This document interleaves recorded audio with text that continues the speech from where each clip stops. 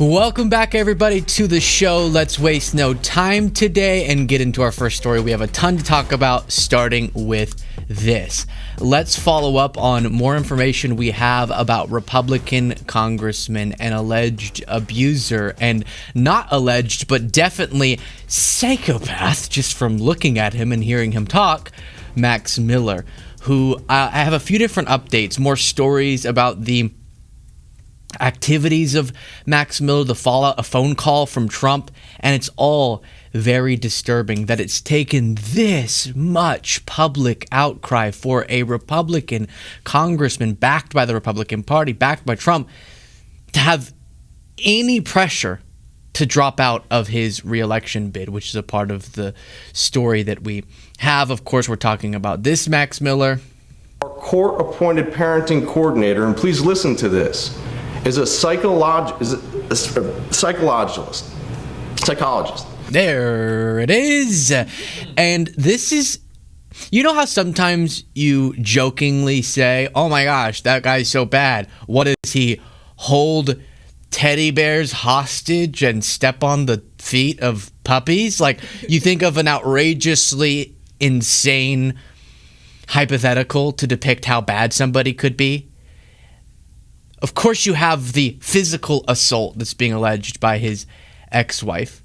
You have these audio tapes that he released to clear his name, and actually it shows how abusive he is, and it confirms some of the parts of the story of the hot water being thrown at his ex-wife.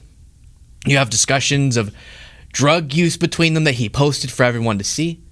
But then you literally have, supposedly his lawyer accidentally, as a part of this document dump to clear his name, releasing a partially nude photo of the 2-year-old child that they had to take down. And then the ex-wife is like that. The legal team of the ex-wife is saying that could be considered, inappropriate child content. And the lawyer was like, it was completely my fault. I didn't notice that the child didn't have a shirt on. You have Republican Congressman Max Miller reportedly refused to hand over his daughter's favorite blue bunny. This is what I'm talking about, like the puppies. Bro. And held it hostage for 48 hours. And Trump continues, after stories of him throwing his wife against the wall and hot water and potentially fracturing his 2-year-old's collarbone. You still have Trump describing him, as we looked at yesterday and as this post quotes, as a good person, because that is Trump's type of guy. But we are learning behind the scenes that Trump called him and said things aren't looking good. That's the courage that Trump has, is to privately say, hey, things aren't looking good for you, just from what I'm seeing on television. But publicly he goes, it seems like a tough situation, but Max is a good guy. No, he's not. And remember, it's not just the daughter of Republican Senator Bernie Moreno, Miller's ex-wife, who's accusing him of this sort of behavior, but you also have former Trump administration official Stephanie Grisham, who dated Max Miller whenever they were both working the Trump administration the first term, now filing a new restraining order against him. Turned a new fallout now for Ohio Congressman Max Miller, accused of abusing his ex-wife and their 2-year-old daughter. Want to go back to Joe Brown on Capitol Hill. And Jay, a new restraining order has now been filed against Miller. Exactly right, George. Good morning again to you. After the Ohio Republican Congressman Max Miller was accused by his ex-wife of abusing her and their 2-year-old daughter, which he strenuously denies, now another woman filing a restraining order against him. That woman is Stephanie Grisham, the ex-White House press secretary, one of Trump's first term, and also an ex-girlfriend of Max Miller. So this is happening now. Then we looked at yesterday, going all the way back to high school. Him being accused of abuse. It was shoving, would you say a woman, or this could have even been a girl, down the stairs when they were in a relationship in high school. Scary, scary stuff. And then you have Ross Story reporting that Trump called the lawmaker on Monday to raise concerns about his re-election bid. You have Republicans starting to think, could we pressure Max Miller to drop off the ticket as the Republican nominee? And that would have to happen by tomorrow at 4 p.m. Tomorrow at 4 p.m. That's the deadline that Republicans would have to have him withdraw so they could replace him with someone else for that congressional race. And then you have the father of Miller's ex-wife, so Miller's former father-in-law, Republican Senator Bernie Moreno, responding for the first time, I think, on camera to these allegations. Senator, did the lawyer for Max Miller apologize to you? No, he did not. Do you believe that Max Miller should resign from Congress right now? Did you read my statement? You said he's unfit to serve Congress. Max, I did not. I said absolutely. Max- He shouldn't serve in Congress. They need serious help. That's exactly what my statement says. My statement speaks for itself. he said that you're in response to your statement that it was to protect from your own circus. To that you say what? It's the ramblings of madmen. What did you They don't think? even know what that means. What did you think of Miller telling Trump? Well, what it meant was Miller was trying to pull the, oh yeah, I'm an abuser, well, you're gay. That was Miller's response to Bernie Moreno, because it's pretty damning when a Republican, so a prominent senator, meaning someone more powerful in your party who has familial connections to the person you allegedly abused, comes out publicly in a statement and says, you're mentally unwell, you shouldn't be a congressman, etc. So you got to have a good response to convince the public that isn't damning. And going, well, there was one time scuttlebutt that an email of yours was linked to a gay dating profile, is not that. And again, not that it matters or we should even be discussing it, but I guess an intern said that he created that back in 2008 using Moreno's email as a joke, as an aborted prank, which is, why would you abort a prank? You know, sort of is the response that most people had. I remember when we covered that originally. Let's keep listening because this is important. He could still win the election. Look, I don't care about the politics of this. I hope that you guys understand, and maybe I hope you never have to understand what my daughter's been through, what my daughter is going through, what my wife is going through, what my my two boys and my other daughter are going through. This is truly the seventh level of hell. This has been a horrific experience for my entire family. My daughter specifically did not want this to be out in the public. That's why she asked me to say, lower the temperature. You gotta remember, when you don't have kids and you get divorced, you can just say farewell. You never have to see each other again. But when you have a child, you have to co-parent with that individual for the rest of your life. That means scheduling pickups, scheduling drop-offs. This is not something that you can just say, I'll never have to deal with this guy again. My daughter lives in constant fear of this man.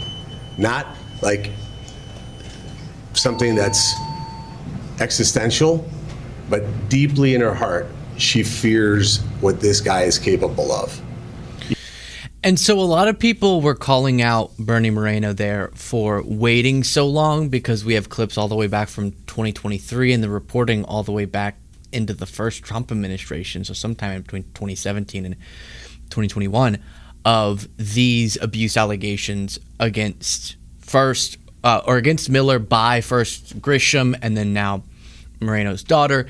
But then 2023, Santos bringing up on the House floor. So it's been long enough that you would have expected him say something publicly, or at least behind the scenes, try to get Miller out of Republican politics.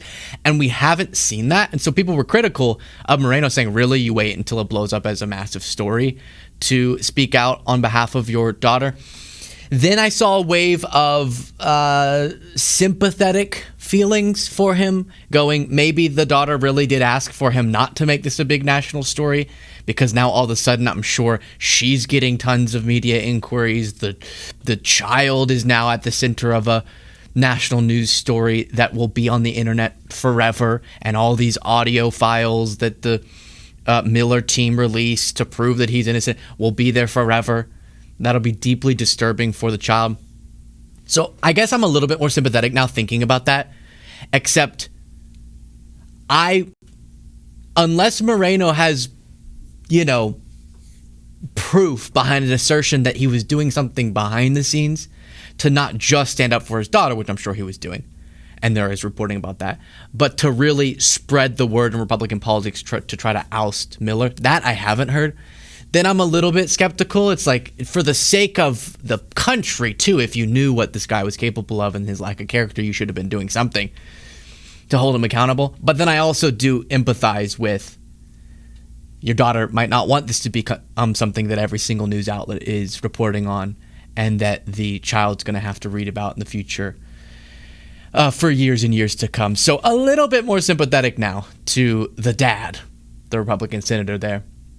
But the more we learn about Miller, the more it makes me infuriated, obviously, at him, and then at all of the people like we talked about yesterday that we knew about the Stephanie Grisham abuses or even these allegations and did nothing. And then Trump to be sitting in the Oval Office yesterday and still defending the guy while privately calling him going, maybe you should drop off the ticket, is disturbing and tells you a lot. Tells you a lot about Republican politics. Because remember, when allegations are made against Democrats, my goodness, does the Democratic Party react a lot more quickly than this. No updates here? Good. Okay, we'll move to our next story. Thank you all, as always, for joining us. Let's discuss this. I know if I asked Jesse Waters about what he said in this clip that I'm going to play for you, he would downplay the significance of it and go, no, I was just saying that I was annoyed with this one particular story. But really listen to the words you're going to hear MAGA Fox host Jesse Waters say in the following clip, because it tells you so much about the nature of the Fox News and right-wing media ecosystem machine in general. What it does to keep the outrage ramped up among audiences for the exact purpose of blinding them to the more broadly consequential issues that we could unite around. And Jesse Waters accidentally stumbles into that truth on the Fox News airwaves. Check this out. Spot for at least one or two on each team. Yeah, this is week 3 of the 5 covering the WNBA. Right. And I have to say, I am done. I hate the WNBA. I mean, I don't mind women's basketball. My girls play basketball, but I don't want to cover women's basketball. I don't want to be a WNBA analyst. We get paid to have an opinion about everything. And this is something I don't care about. Every time I open up the rundown and see the WNBA in it, I feel like Jessica must feel every day. We have to do this again? Really? Exactly. This again? Someone wore a T-shirt at a WNBA game. I remember when they were throwing dildos. Remember that? Was funny. That's his news story. This isn't a news story. Okay? It doesn't matter. Sounds like there my will not be a bachelorette party. man in the WNBA. We don't even cover the NBA. Why are we covering the WNBA? This is ridiculous. I feel like boycotting this segment. That's Yet why I just talked basically about it. just said. Yeah, that's why you went last, Jesse. Thank All you. right, Thank coming you. up. And coming up is a drag queen coming to a library near you. So did you hear there? And I have a lot more on this WNBA story, right-wing outrage thing. But he's just venting because he doesn't care. His whole show is distracting with random stuff from more broadly important issues, because on the broadly important and resonant issues, his movement is not popular. So instead, you got to fixate on random stuff that'll drive outrage and push people away from more pragmatic politics. But he accidentally stumbles into a huge expose of his network, which is every day they have on the rundown WNBA, something, something trans, something, something Sophie Cunningham, something, something Caitlin Clark, right? And right now the story that he was supposed to be reacting to was, we can look at the lower third chyron. One of the players said, I don't want to play with trans athletes. One of the coaches in the WNBA said, trans kids belong. Caitlin Clark said, I just want to play basketball. Go, Caitlin. And then the right-wing media machine went, this is the biggest issue ever. Now, here's what's funny, okay? Because you might be going, Luke, that is an important issue. Someone who is born biologically male is playing in the WNBA against Sophie Cunningham? That's not fair. Hey, guess what? That's also not happening. There aren't any trans people in the WNBA. Let me say that again. There aren't any trans people in the WNBA. I think there was one non-binary player a decade ago who was biologically female.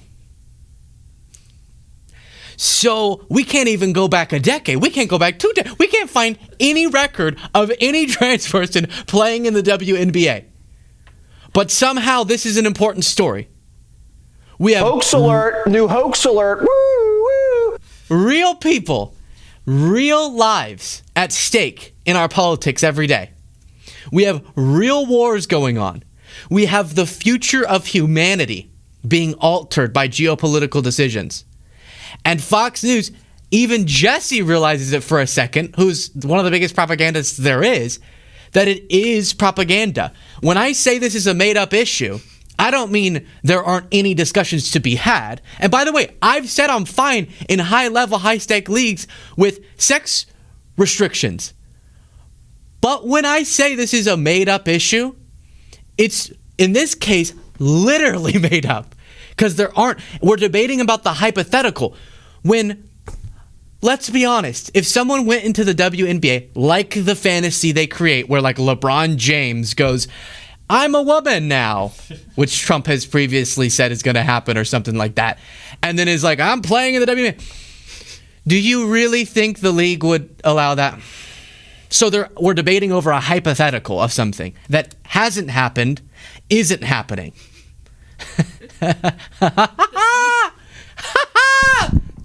Luke, did you organically come up with the example of LeBron James? Trump said that one time. That's so funny. There's a movie that came out probably like way before you were born that is the exact plot, is like an ex-NBA player is like, I'm going to go play in the WNBA. And I think that might be what they're hitting on. Maybe they thought it was real. We don't know how their brainworms work. So then, to Jesse Waters' point, it's not just the Five that's talking about this. It's across the Fox News programs. And again, I don't even know what it is that we are talking about. Right now, I looked it up, and I think in the WNBA rules, it's like restricted to women, but technically, understandably, there's not a definition for what that means necessarily in the WNBA charter or something. And so you have potentially a rule that at some point could be challenged and isn't being challenged right now by anybody, okay? But Fox News, because of this one player that I already am blanking on, whoever the one is who's taking the no trans stance about the hypothetical, is the hero of Fox, which is weird because I thought Fox told athletes to shut up and dribble, which we'll look back at in a second here. But here's Laura Ingraham getting upset because Sophie Cunningham, there it is, she got fouled, and that must have been because of her trans stance. Cunningham took an elbow to the face, watched the officials review the replay, and somehow walked away with a foul called against her. That's the latest bizarre moment involving one of the WNBA's most outspoken players, and it comes just days after Cunningham dared to say biological men don't belong in women's sports. Give me a joke. Laura, have you ever watched any sport ever? Have you ever watched Mahomes make out with the refs to get preferential calls? Okay, have you ever seen this before? In every sport. Fact check, true. Yes. Ben, if you're watching, that was for you. We always send our friend Ben, who's a Chiefs fan, AI edits of Mahomes hugging or kissing the refs because the refs seem to make very preferential calls for Mahomes. Zoom in on that. Zoom in on it. Thank you. See, this is Mahomes, right? This is not AI. This is real. Okay. That's how sports go. You watch it and you go, oh, that call wasn't fair. That wasn't fair. That wasn't a foul. Wemby. They didn't call fouls that were obviously fouls on Wemby. That's the only reason to the next one. Tim Miller said, Laura Ingraham, who cannot name a single WNBA player besides CC and told LeBron to shut up and dribble, is now dedicating segments to reviewing foul calls for bias. Like, when have you made enough money that this is too embarrassing to do? Apparently, never. Exactly. Remember that the morning after Trump's bogus election interference speech, the entire morning 3-hour broadcast of Fox News didn't mention the speech once because it was so filled with lies and they didn't want to have to justify it. But they do have time to do forensic analyses of if Sophie Cunningham was fouled and maybe if it's because of her stance on trans folks in sports. But here's the confusing part. I thought Laura Ingraham didn't like whenever athletes spoke about politics, and not just athletes, but basketball players. Shut up and dribble. Commentary to yourself, or as someone once said, shut up and dribble. But the second it's in her interests, or aligned with her political views, she loves it. Here's the full segment. This really happened in real life on a real news channel. All right, we're going to create a new banner. This is a Jumdoc alert. NBA superstar LeBron James is talking politics again. Man, if we had a banner for when we talk about you, I don't want to tell you what it would be. Someone I disagree with politically is talking on Fox News. That's all it would be. That's all it would be. NBA superstar LeBron James is talking politics again, and this time it's R-rated. Here's his barely intelligible, not to mention ungrammatical take on President Trump in a new ESPN podcast. The number one job in America, the point of person, is someone who doesn't understand the people and really don't give a about the people. But wait, there's more gripping insight.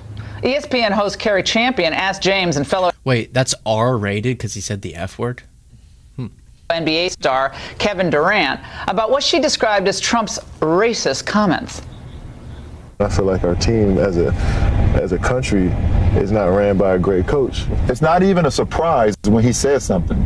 It's not even a surprise. It's like laughable. It's like it's laughable. It's laughable and it's scary. But it's also scary because right. I shouldn't be numb to your racist comments. Right. I shouldn't be numb to your behavior. I'm numb to this commentary. Must they run their mouths like that? Unfortunately, a lot of kids and some adults take these ignorant comments seriously. Look, there might be a cautionary lesson in LeBron for kids. This is what happens when you attempt to leave high school a year early to join the NBA. And it's always unwise to seek political advice from someone who gets paid $100 million a year to bounce a ball. Oh, and LeBron and Kevin, you're great players, but no one voted for you. Millions elected Trump to be their coach. So keep the political commentary to yourself, or as someone once said, shut up and dribble. I've been watching Jaden work on this lower third chyron to play into the joke that I made for so long, and this is what he came up with. Did she say, this is a cautionary tale? Yeah. Maybe you don't drop out of high school to go to the NBA. Yeah, because look at how that's worked out for LeBron James. You know, the first basketball player to become a billionaire while still playing basketball. You know, the basketball player who's in contention to be the GOAT of basketball. What a terrible story, a cautionary tale to not pursue your dreams like he did. And she's like, maybe you shouldn't run your mouth. And then she says, but you shouldn't trust people who get paid millions of dollars to bounce a ball, which obviously playing professional sports is much more complicated than that across multiple sports, including basketball. But you get paid millions of dollars to do like AI right-wing slop, Laura Ingraham. Okay, so I think we should be even more skeptical of you, even for this. One more question. What would you say to the president if he's sitting right here? I would never sit across from him. You would never? You didn't want to talk to him? No. Not sitting across from Barack, though. I love it. I love it. So apparently some in the MAGA world are also upset at Caitlin Clark, who was one of their heroes, for reasons I don't even want to go figure out, because from what I saw, it wasn't good. It was a strange world building. They'll do this. They'll find someone who hasn't even expressed sympathetic political views to them, but they'll start projecting onto them that they're like a MAGA hero. And then they create this whole narrative around how they're the ones standing up for Caitlin. But I guess they're detaching from that feeling now that she said this on the trans athlete question. It's not really a discussion we really have in our locker room. I think it's for leagues and the governing bodies to work with their athletes to find solutions, but our focus is on basketball, and that's what we talk about and how we can get wins, and obviously we didn't do that tonight, so we need to find an area to improve in that way. Do you have any, reaction to the? I just answered for you. Thank you. You all told the athletes to shut up and dribble. Now she's shutting up and dribbling, and you're mad at her because she's a coward. And you won't speak up about how we shouldn't have that trans person playing in that sport where the trans person isn't existing in that sport. You need to speak out against potential hypothetical person right now. This second. Here's Megyn Kelly's reaction to that clip. There's a growing controversy in the WNBA over men and women's sports. With who? I was on a kayak with my dogs this weekend, okay? I wasn't thinking about this. There's a growing controversy in the WNBA over men and women's sports, and I got to tell you, I have a lot of thoughts on this. Sophie Cunningham has shown incredible courage. Caitlin Clark has not. These women's coaches are absolute effing cowards, and we have taken one step forward, two steps back when it comes to this issue. I am sick of people who don't know anything about this spewing their ignorance all over the internet, whether it's verbally or through their dumb t-shirts or the attacks on this Sophie Cunningham, who simply spoke truth about how it's not fair to allow men to compete in women's sports. This is the fact that there's this much backlash against her shows we're not. You know what it was, maybe, and I'm not even apologetic that I might have missed a part of this story, because again, the point is that I don't keep up with such things. But maybe it was Sophie Cunningham said also, like in K through 12. Is that? Could you look up where did this even start? Because I'm making so much fun of the WNBA not even having this as a thing. It's not even a quote unquote problem, or it doesn't even exist as a potential discussion of a problem. But maybe she was saying in general across even younger sports in like college leagues or something, and that spiraled it off. Was it about the WNBA? This is tickling me. This is too funny. It's nothing. It's a nothing burger. And I'm going to repeat again, because people will ask, okay, I get why you're making fun of them, but what do you think leagues should do? What they want to do. Leagues could... There is a very real reality around... What were you going to say? There's one trans athlete, college basketball player who was a trans man on a women's basketball team. That's all I can really find. Wait, so they were born biologically female? Yes. Doesn't that fit into... Exactly. It does. This is all just a big nothing. It makes no sense. Wait. Wait a minute. Yeah. Isn't that what they wanted? That's what they want. I'm confused. No, but yeah, you can... for like these high stakes leagues, of course, and they're already doing this, you could implement rules to ensure fairness. And the simple one is biological sex requirements. But then other people have pitched, like, if you transition long enough, you lose your competitive advantage biologically. So then you could put in rules for that. But again, my point is, okay, let the leagues do what they need to do to ensure fairness. And if it's sex requirements, cool. And you all trying to get us to, number one, kind of stimulate outrage that ends up just getting misdirected at random trans people. That's number one. But the number two, stimulate outrage to have a boogeyman that you get to talk about instead of all of the very real boogeymen that are real that your side is supporting. About how it's not fair to allow men to compete in women's sports. This is the fact that there's this much backlash against her shows we're not nearly as far along on this issue as I thought we were. And I'm sorry, Caitlin Clark was directly asked to speak on it, and she was cowardly. She refused to do it. It is one thing to inject politics into your sport where they don't belong, like Colin Kaepernick kneeling. Kaepernick. We're going back to Colin Kaepernick. I think I was in 6th grade when that first blew up as a controversy. Maybe 7th grade? Because I remember doing the little Kaepernick touchdown kiss. Didn't he like kiss his muscle or something? He did something whenever he would score. And I remember being like, yeah, that's going to be me in 10 years. I was certain. It was going to be me. It was. But then it just felt like I wouldn't be able to spend as much time with my family if I went to the NFL, so I decided not to, you know? Yeah. Yeah. Mm-hmm. But I will be damned if Colin Kaepernick goes and tries to play in women's football. Speak out against it right now. If he does that, are you for it or you against it? We need to get to the bottom of this hypothetical. Not really Rachel Atwood said, ain't no rule says a dog can't play basketball. Let's just start making a bunch of different. Not really Rachel Atwood said, oh, look, it's Lindsey Graham's ex-girlfriend. Keep this in the segment, Jaden, please, for me. So you're going to talk to me? You're going to talk to me about anything? Lindsey's ex-girlfriend? That's real. You didn't know that. I know. It's fun. Ew. Thank you for the reminder, but that is real. It's as real as Addison being Mitch McConnell's first name. Gilu Gurin said she used ungrammatical incorrectly.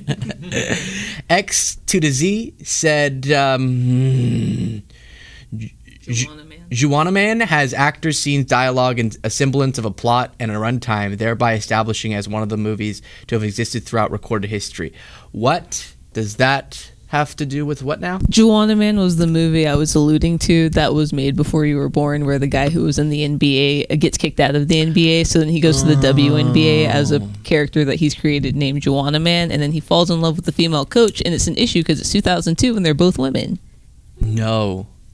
It's not a good movie, but it's one that used to play all the time on TV. You can be trans, but you can't be lesbian. Not today. You gotta pick one.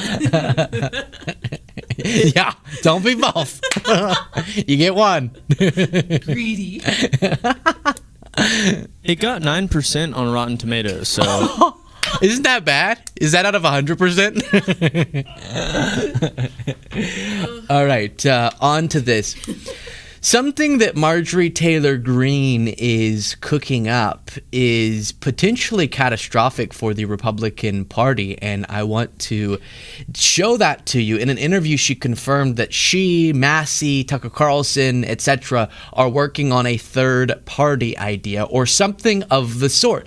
And of course, they would only receive support from former or current Republicans. So this could end up being a siphoning effect, which I love to see, away from the GOP in future elections. And if not an actual established third party, which she kind of puts a wet blanket on, the broader idea of we should not vote for Republicans right now definitely could be catastrophic for them in some of these close races in the country. Do you remember the John Ossoff Warnock special election in Georgia in 2021? And Trump had been screaming about how mail-in ballots were fraudulent because he was still disputing his electoral result before Biden had been sworn in. Well, what happened was he told a bunch of Republicans they shouldn't vote this way and that way and this way. And so a lot of them just ended up not voting, and Ossoff and Warnock won. Similar thing could happen here where you tell enough Republicans the Republican Party's done, it's terrible, and they trust you, Massey, Marjorie, etc., Tucker, and the effect won't be that they ascend to like a third party victory, but instead the Republican Party crumbles, which would be fun. Here's the interview. So what are your thoughts on starting a third party? I definitely think, I don't know that you completely create a third party, but I think people have got to come to terms with the reality. The reality is both parties are broken. I call it the political industrial complex. It's the two silos, the Democrats and the Republicans. They really function as one at the end of the day. And I watched them do it when I was in Congress. They will come together, pass a budget that's over bloated and too much money, and it puts all of us in more and more debt, right? They come together, they rob Social Security. Social Security is going to be bankrupt in 2032. It's a very serious issue. Social Security and Medicare both are going to be bankrupt in 2032. It's both parties that did that together. No, but it's a very serious problem, and you're seeing populist voters on the left and populist voters on the right are not able to break the two silos. They're not.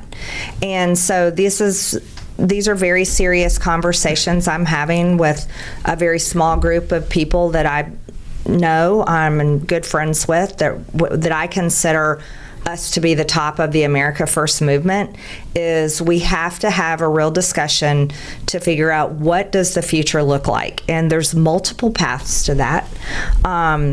One of them in being is, why give the Republican Party our vote? They don't deserve it. They lie, they backstab us, and they break their promises. Can you look up photo of Marjorie Tucker Massey at dinner? I think they recently did a dinner, and no doubt Tucker was sitting at the dinner table like, in every single one of his photos with people, the person next to him just doing a normal smile, cheese, and Tucker's like, as if he just busted out laughing right when they took the photo every single time. But then after that, yeah, here's the photo. So this is them cooking up their third party. If you could, so you got Tucker, you got a guy who left the place of the thing. I'm blanking on his name, but you know that guy. That guy. I know his name. Joe Kent, thank you. Brian Glenn, Marjorie Greene. I don't know who some of those people are. Thomas Massey, etc.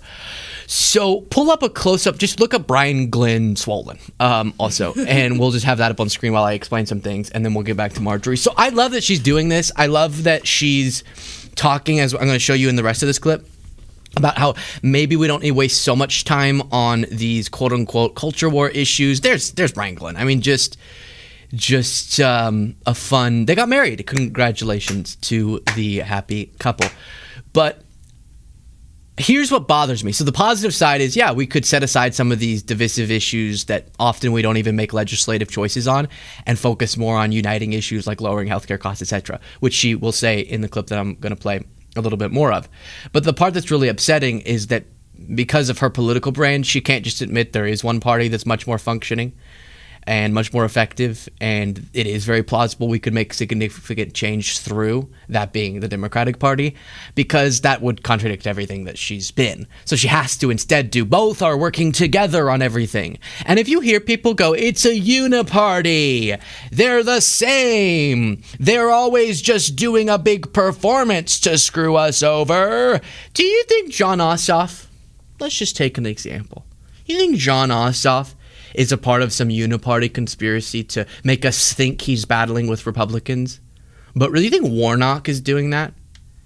You think Sheldon Whitehouse? It's crazy that name came out of my mouth. So obscure. You think Bernie? You think AOC? They're all a part of some big uniparty conspiracy? You think that Biden, when he proposed one of the most progressive legislative agendas that got kneecapped in part by Kyrsten Sinema and Joe Manchin, he was really just doing that as a big tricked ya, because he knew Manchin would kill it? You think that every achievement throughout our history, major civil rights achievements, major social programs being rolled out, often like almost exclusively, maybe exclusively by the Democratic Party in modern history, major changes to our healthcare system, to workers' rights, to foreign policy, you think all of that was just a big performance? Or maybe is there something underlying that's real there? And we can believe that it's possible through our current system to make some incredible change because we've seen it. Because we've seen it in our lifetimes. And if you forget that, then you're being a goldfish. You know, you're having like the memory thing, where I just want to catch my fish. where we don't contend with history, even really recent history, because it feels easier to just go, it all's worthless. Because that is an easier thought process than there's a lot of bad politicians, there's some good ones, the Republican Party's far more deranged, the Democratic Party is much better, but also doesn't seem to want to do as much as I would want them to, and they're also beholden too much to corporate interests, but way better on policy and way more willing to buck up against the corporate interest than a Republican, but definitely not enough of it. So what I would have to do is get engaged in a primary and go out and canvass and get a better candidate, and if we could do that over the course of multiple elections and get a coalition that we can pass really good policies, like that's not sexy, but going, it's all effed up and we're starting anew is sleek and sexy. And then she says, both parties, every time, they hoo and haw, and then they vote for some budget that jacks up the debt and bankrupts Social Security. Both parties. Really? Because I remember you voting for a bill that jacked up the debt. You voting for a bill that ripped away healthcare for millions, funneled tax money to the top of the economic ladder. You did that right before you flipped up on Trump. Democrats didn't do that. And actually, over the last decades and decades, Democrats have been way better on the debt than Republicans have. Not to mention economic performance. Do you think that the trends of how the country does, how the economy does, how the debt is impacted, how poverty is impacted over the course of a century is all just a part of a big performance? Or do you think there's something real there that actually impacts millions of people's lives? You don't really want to make change if you don't really understand how to do it, right? And it's not by just sitting on the sidelines and going, maybe we'll create a new way movement. How about you seize a party that already exists, make the changes that would potentially in the future allow for an actual system that would be plausible for third parties to emerge, and you chip away. But chipping away is not sexy. It's not. And that's why people like to group everything up into a distorted view of the world, where everyone's in on a terrible conspiracy to keep us from making change. No, we can make change. Even in a really broken system, we can do it. All right, here's more. And they continue going on this whole this war economy, the American war economy, fighting wars that we should have nothing to do with while they don't solve problems here at home. Like I'm talking about, Social Security is going to be bankrupt. Health insurance is unaffordable for Americans. The value of the dollar continues to crumble. And life here continues to get worse and worse and worse. And Republicans are not going to fix it. They're going to continue the status quo. Democrats, same thing. And so I do see a future where very serious-minded people from the left and the right can come together, and we can come together on a core group of issues. We can put together our fringe issues, not fringe, but other more social issues that we really fight on. Put them to the side and say these are issues that can be maybe fought out at a state level. But let's come together on the very serious issues like the cost of living, like inflation, like housing, like jobs for Americans, like health insurance and health care, and so forth. Come together on. So I like all of that. It's just that her entire voting record and people like her who say stuff like that, who come from the Republican Party, doesn't demonstrate any knowledge of how to solve those problems. Whereas I can go look at Democratic candidates or I should say members of Congress or senators who speak of similar issues, but then I look at their track record and there's a much closer alignment to real solutions that I think are successful at solving some of these problems. So I like what she's suggesting. Hey, what if we put together a coalition of people who stop screaming about Sophie Cunningham and the WNBA, but instead tackled the fundamental issues that impact everybody? Can someone like her do that, though? Because her entire presence in Congress was not good on any of those issues. On the fundamentals, was not good. Again, one of her last major votes on a Trump administration Trump agenda. Can you look up I always want to make sure I get this correct. Did Marjorie Greene vote for the One Big Beautiful Bill? Was voting for something that does the opposite of everything she just suggested there. Like, she brings up Social Security. She did, yes. One of the solutions to the Social Security problem is raising the tax cap. And she would not support that if we use her voting record as any basis to predict. And so it's real easy to go, health insurance, too expensive. Wages, too low. Inflation, too high. Elite interests, too advantaged. That's so easy. Solutions for those problems are the harder part. And I haven't seen from this Marjorie Massey Tucker coalition real suggestions of solutions. Because when they start getting into that, hate to say it, if you actually learned about what would solve some of those problems you just listed and then gave a good solution, it would be liberal. Oops. Liberal equals correct? I'm confused. Kiss my ass. And it would be a more progressive economic agenda. And they don't love having to contend with maybe a lot of their fear-mongering for years about that more progressive economic movement was maybe incorrect. And that's where we sit. Hey, fun fact, though. While Marjorie and Massey and Tucker and Joe Kent building a third movement thing that says don't vote for Republicans will hurt Republicans in midterms, Elon Musk's going to spend $100 million after he said he was going to create a third party. Remember America? I think the party's America Party or something like that. America PAC. He was going to make a third party. He did a Twitter poll. Should I do it? Should I do it? Whenever he said Trump should be impeached for his big bill that I was just describing. And he's like, I'm doing it. Well, now he's pouring $100 million into electing more Republicans. So that was the left wanted to make comedy illegal. Intuition Jen said, and you can wait before putting that up because this will fit into the segment. What do you think of making our voting system multi-parties, top 3 popular runoff for president? I love it. Again, the reason I always say, not infiltrate like it's a bad thing, but take over the Democratic Party. The reason is because mechanically, the only way you make the law changes, the election law changes, getting money out of politics, maybe ranked choice voting, that would open up the path for more than 2 parties, would require you to have the power first to make those changes that then would open the door to more parties, right?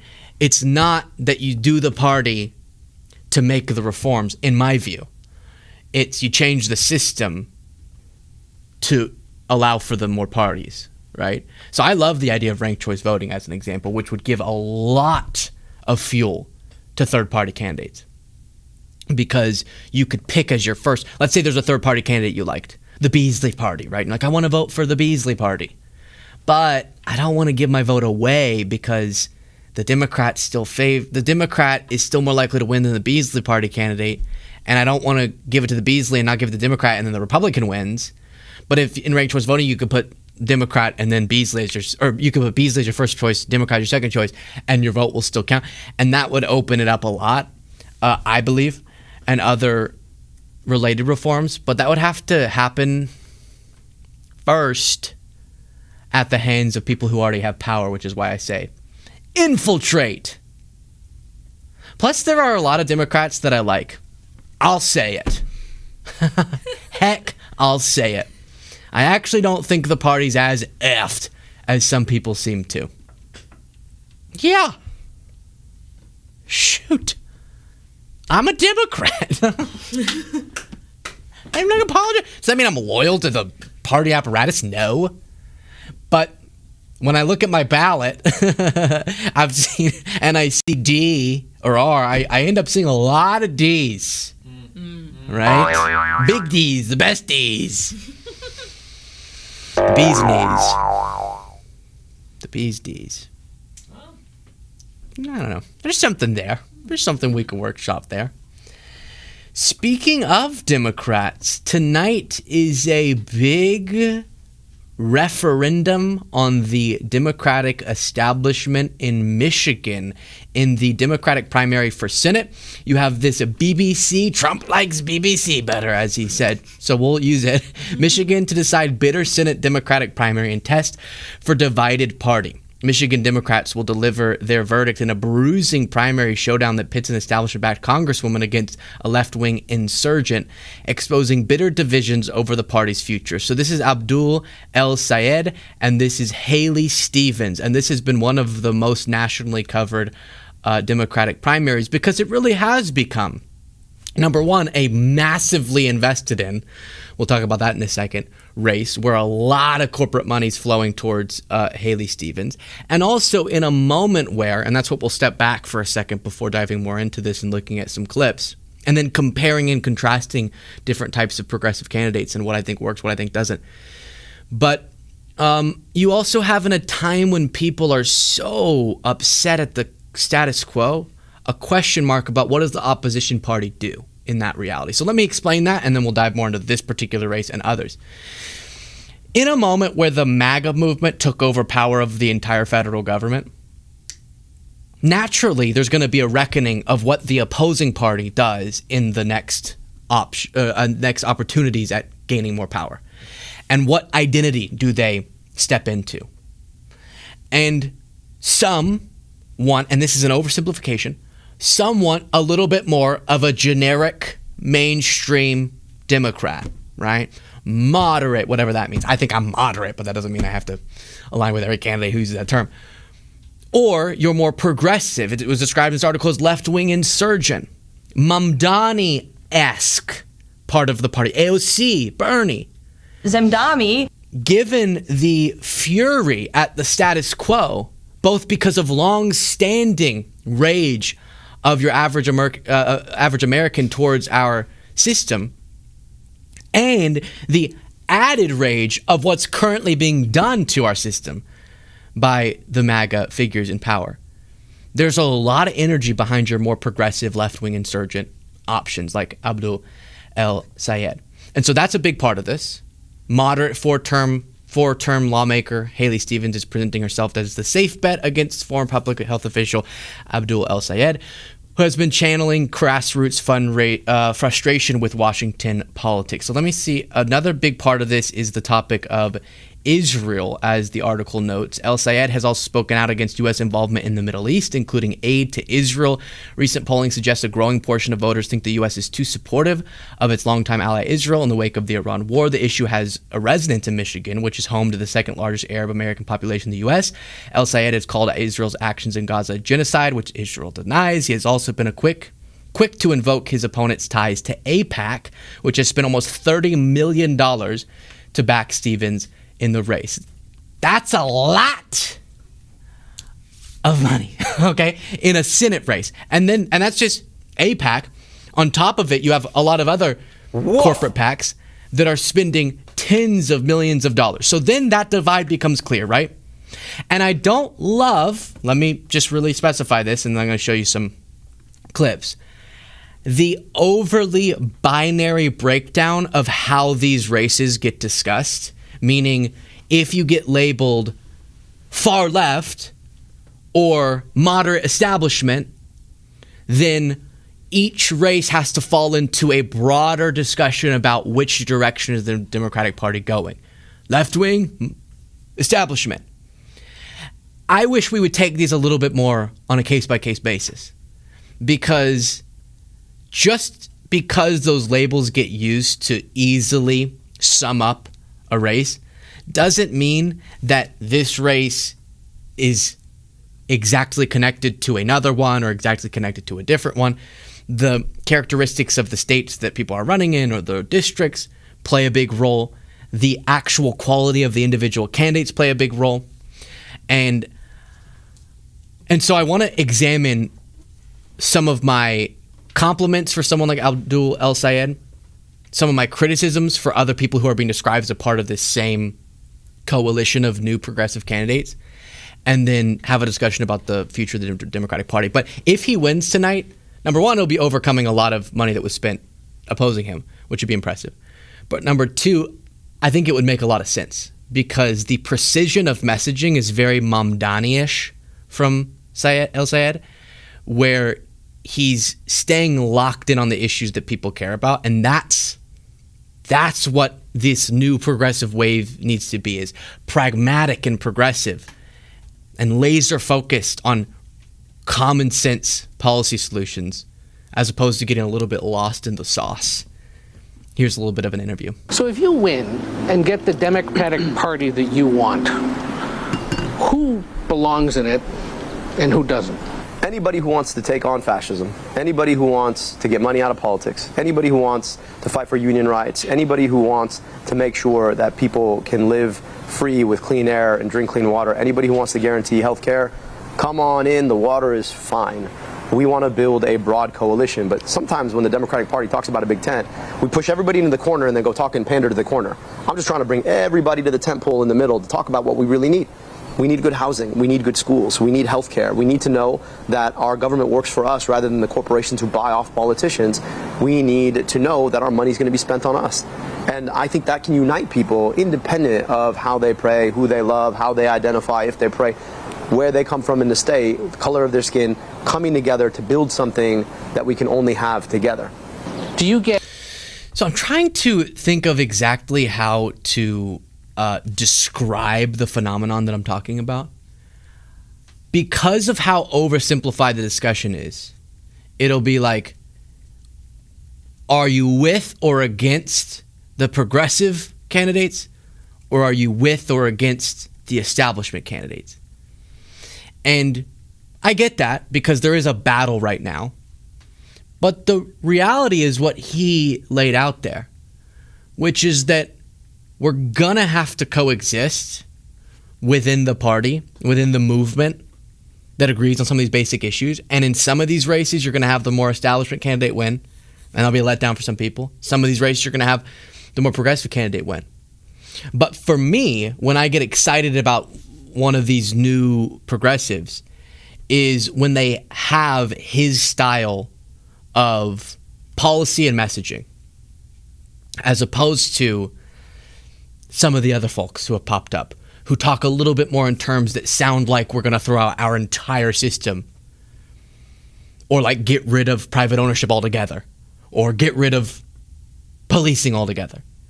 And that'll weigh down the entire party if your Bill Maher's, if your Fox Newses are able to run nonstop coverage of, look, Democrats have become the party that think we should get rid of. Whereas Abdul has been much more sharp, I think, in laying out what it means to be a more progressive Democrat that sounds much more palpable, digestible to your average voter.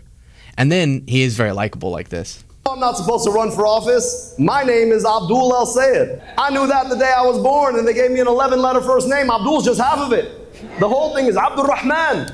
It's got sounds that come out of parts of people's throats they don't even know they have. But when my parents immigrated here from Egypt, northeast corner of Africa, they thought they were going to go back.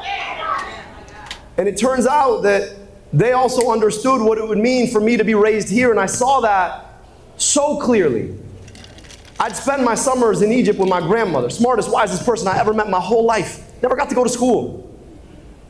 She herself was the 9th of 14, raised 6 of 8 to whom she gave birth. 2 died before their first birthday. An aunt and uncle I never got to meet. Now, people, you can imagine, with a name like mine, people like to come out of the internet and say, oh, he must hate America. Don't get it twisted. I love America. I know exactly what America did for me. I saw it with a front row seat to what my life should have been but for America. But I love America enough to understand that America ought to be America for all of her children. I didn't have to go 15 hours to cross 10 years difference in life expectancy to Egypt. I could go 15 minutes from where I grew up, and I'd meet children who were growing up in circumstances that looked a lot more like my cousins in Egypt than mine here. And I believe in the kind of America where no matter where you grow up, the color of your skin, how you pray, you deserve equal rights in this country.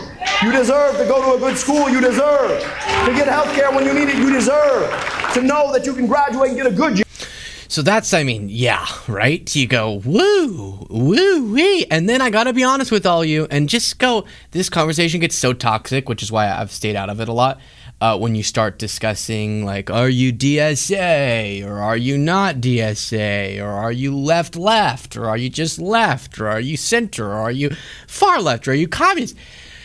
And then everyone's like, you're the enemy, you know you. It's like the Office scene of, no, don't do it.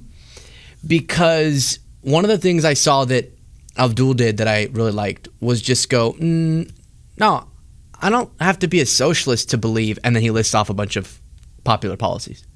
Because right now, there's this big discussion. I referenced Bill Maher. I just saw Bill Maher did that segment that was a response to him going, I'm open to voting for a Republican in the next election if these commies take over the Democratic Party.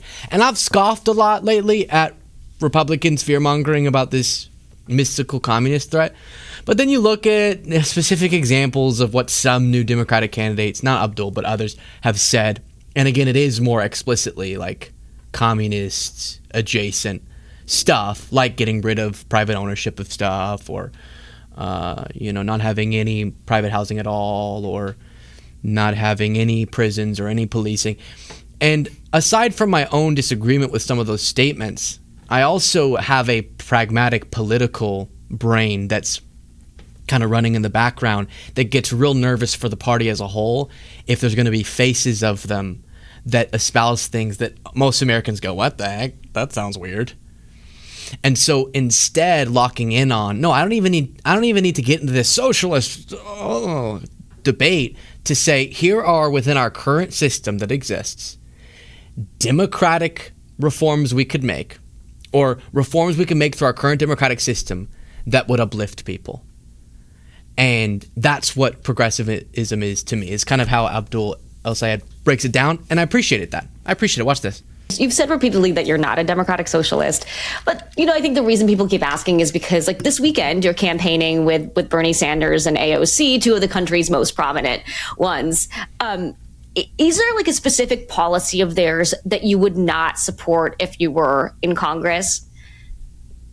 Yeah, the socialism part. Like, I just read about capitalism. Forgive me. Like, I have this bad habit of trying to study the things I talk about, and I read about capitalism. And if you read Adam Smith, what you'll read is that the biggest danger to capitalism is not government regulation. In fact, you need some government regulation to keep capitalism going. The biggest danger is monopoly. And we live in an America where we have functional oligopolies that are sustained by the way that these corporations can buy both sides of the aisle so that they can make sure that they have power in our system and they make more money and it comes out of our pockets. So I'm so sorry. I don't have to be a socialist to think that big corporations shouldn't be able to nickel and dime us at every turn. I don't have to be a socialist to believe that everybody in the richest, most powerful country in the world can have guaranteed health insurance. In fact, if you look at the healthcare market, the best single way to actually have a healthcare market is to make sure everybody has insurance so they can make their choices as patients and therefore customers. So I just think it's funny, right? Because we fall into these patterns where we say, well, all of these people have to agree on all the things. And so we're going to find a label and we're going to stick them with the label. Like, again, maybe I'm just making the mistake of trying to be nuanced in our politics, but I believe that we can have healthcare, that we can regulate on the biggest corporations in the world, that we can make it easier for you to make your first million rather than for Elon Musk to make $1 trillion. And that doesn't make me a socialist. That just makes me somebody who wants government to work for people. So this does something to me. Like, it does something to me almost as much as that Ossoff clip where he says, the interviewer goes, people are saying you have BDE. And he goes, come on, brother. Like this. Hey. Don't say that to me. What does that even mean? Stop it. Turn it off. It does something to me to that level because I'm being honest with y'all right now. Okay, I just want you to know we need to have an honest discussion about this because there's pragmatic progressive policies. You go down the list: universal health care, universal health insurance, better said. Yes, let's do it. Raise the minimum wage. Obviously, as he said, being more aggressive in breaking up monopolies. Love it through government intervention. Get it. Paid family leave. Get it. Paid medical leave. Get it. Universal childcare. Get it. Expanding access to education. Investing more by reforming our tax code, overhauling, better said, our tax code into education, infrastructure projects. You go down the list and people love it. People love that list of things. And there's more. But sometimes the people who most aggressively want to fight for those things suck at fighting for them and get all wacky mode, okay? And here's a very loving example of what brands people more wacky than pragmatic, even if she and Abdul shared the exact same policies. I think the way Abdul broke it down there and has been doing throughout his campaign is a pretty quote-unquote radical agenda, some people would label it, but digestible, resonant, and honestly pretty pragmatic. But then we have folks who are of the same new brand of progressive candidates. It's at a very exciting time of this movement where there's so much rage towards MAGA and the status quo that voters really are giving a second look at less conventional candidates. But some of them are being weighed down by the 2020, what do we want to call it? The inebriation of 2020, we'll just call it, okay? When anyone who was progressive, including myself, I'm sure, if I had been online, which I wasn't, was saying things that didn't make sense. And so I hate it. But Francesca Hong, who is the Democratic gubernatorial candidate in Wisconsin, was on Pod Save America and had to answer for some of these old posts that she had made. I think it is incredibly important for Wisconsin to have a Democratic governor. But since Republicans will spend an ungodly amount of money to try to defeat you, I just want to make sure you have the best possible answers to what's coming. So I want to start with your 2020 posts supporting defunding the police, quote, as a first step towards abolishing the police, which in a separate post you said, quote, exists to uphold white supremacy. If you don't see how saying that is politically toxic, I'm confused about you, because we have such a popular agenda. And by we, I mean just like general left of center people, whether you're more to far to the left or more moderate. We agree on a lot of things. And we could crush politically.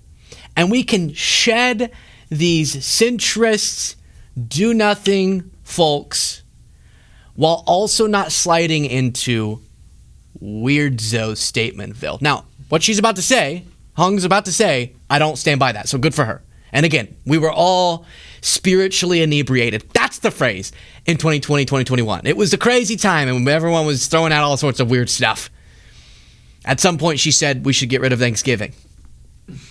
Right? And I don't want to be the guy who's putting attention on some old tweets instead of talking about the issues that matter. That's why we started with an example of really good explanations of the issues that matter. But I don't think ignoring the political baggage is smart either. And so I'm giving, this is a PSA, and this is with love. PSA to the DSA. Oh! Why do these things have to come up every time? Why do we have to say these things? Because it works in right-wing messaging. But let's see her response. Police, which in a separate post you said, quote, exists to uphold white supremacy. Now, I know you've said you're not running to defund the police. It's not something you can do as governor, and that people's views can evolve. I'm wondering how your views on policing have evolved since 2020. My views have only become stronger in that I'm serious about public safety, and I will not abolish the police. My views are that people are struggling right now and need basic needs met. And I want to focus on stopping violent crime and giving law enforcement the resources and the training that they need, but ensure that we are also holding accountable law enforcement that does not follow the law. Do you still believe that police exist to uphold white supremacy? No. What has changed in your thinking since you posted that in 2020? See, it was 2020. Never mind. That's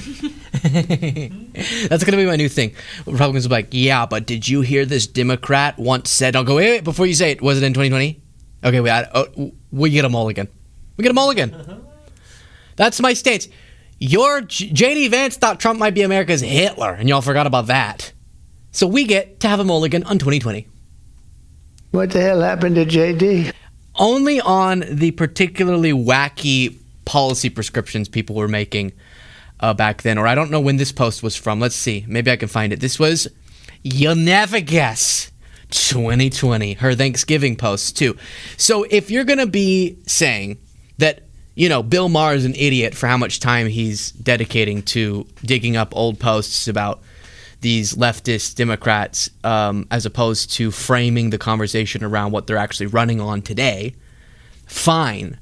And the media, right-wing especially, but even mainstream, is going to bring up these old posts. And that's why it makes it extra important. Like, I think Abdul at one point said something about defunding the police, and then he reversed that, but then was really good at shifting the discussion right back to the important resident issues that he's running on. This is a good example of Hong not doing that as well, where she stayed on the Thanksgiving topic as opposed to shifting gears and going, yeah, I don't know why I said that, but, and then Thanksgiving, you could make it about prices. Yeah. I don't know. We were all drunk in 2020. My real focus is that we should lower the cost of Thanksgiving meals. Could have done it so quickly. Didn't happen.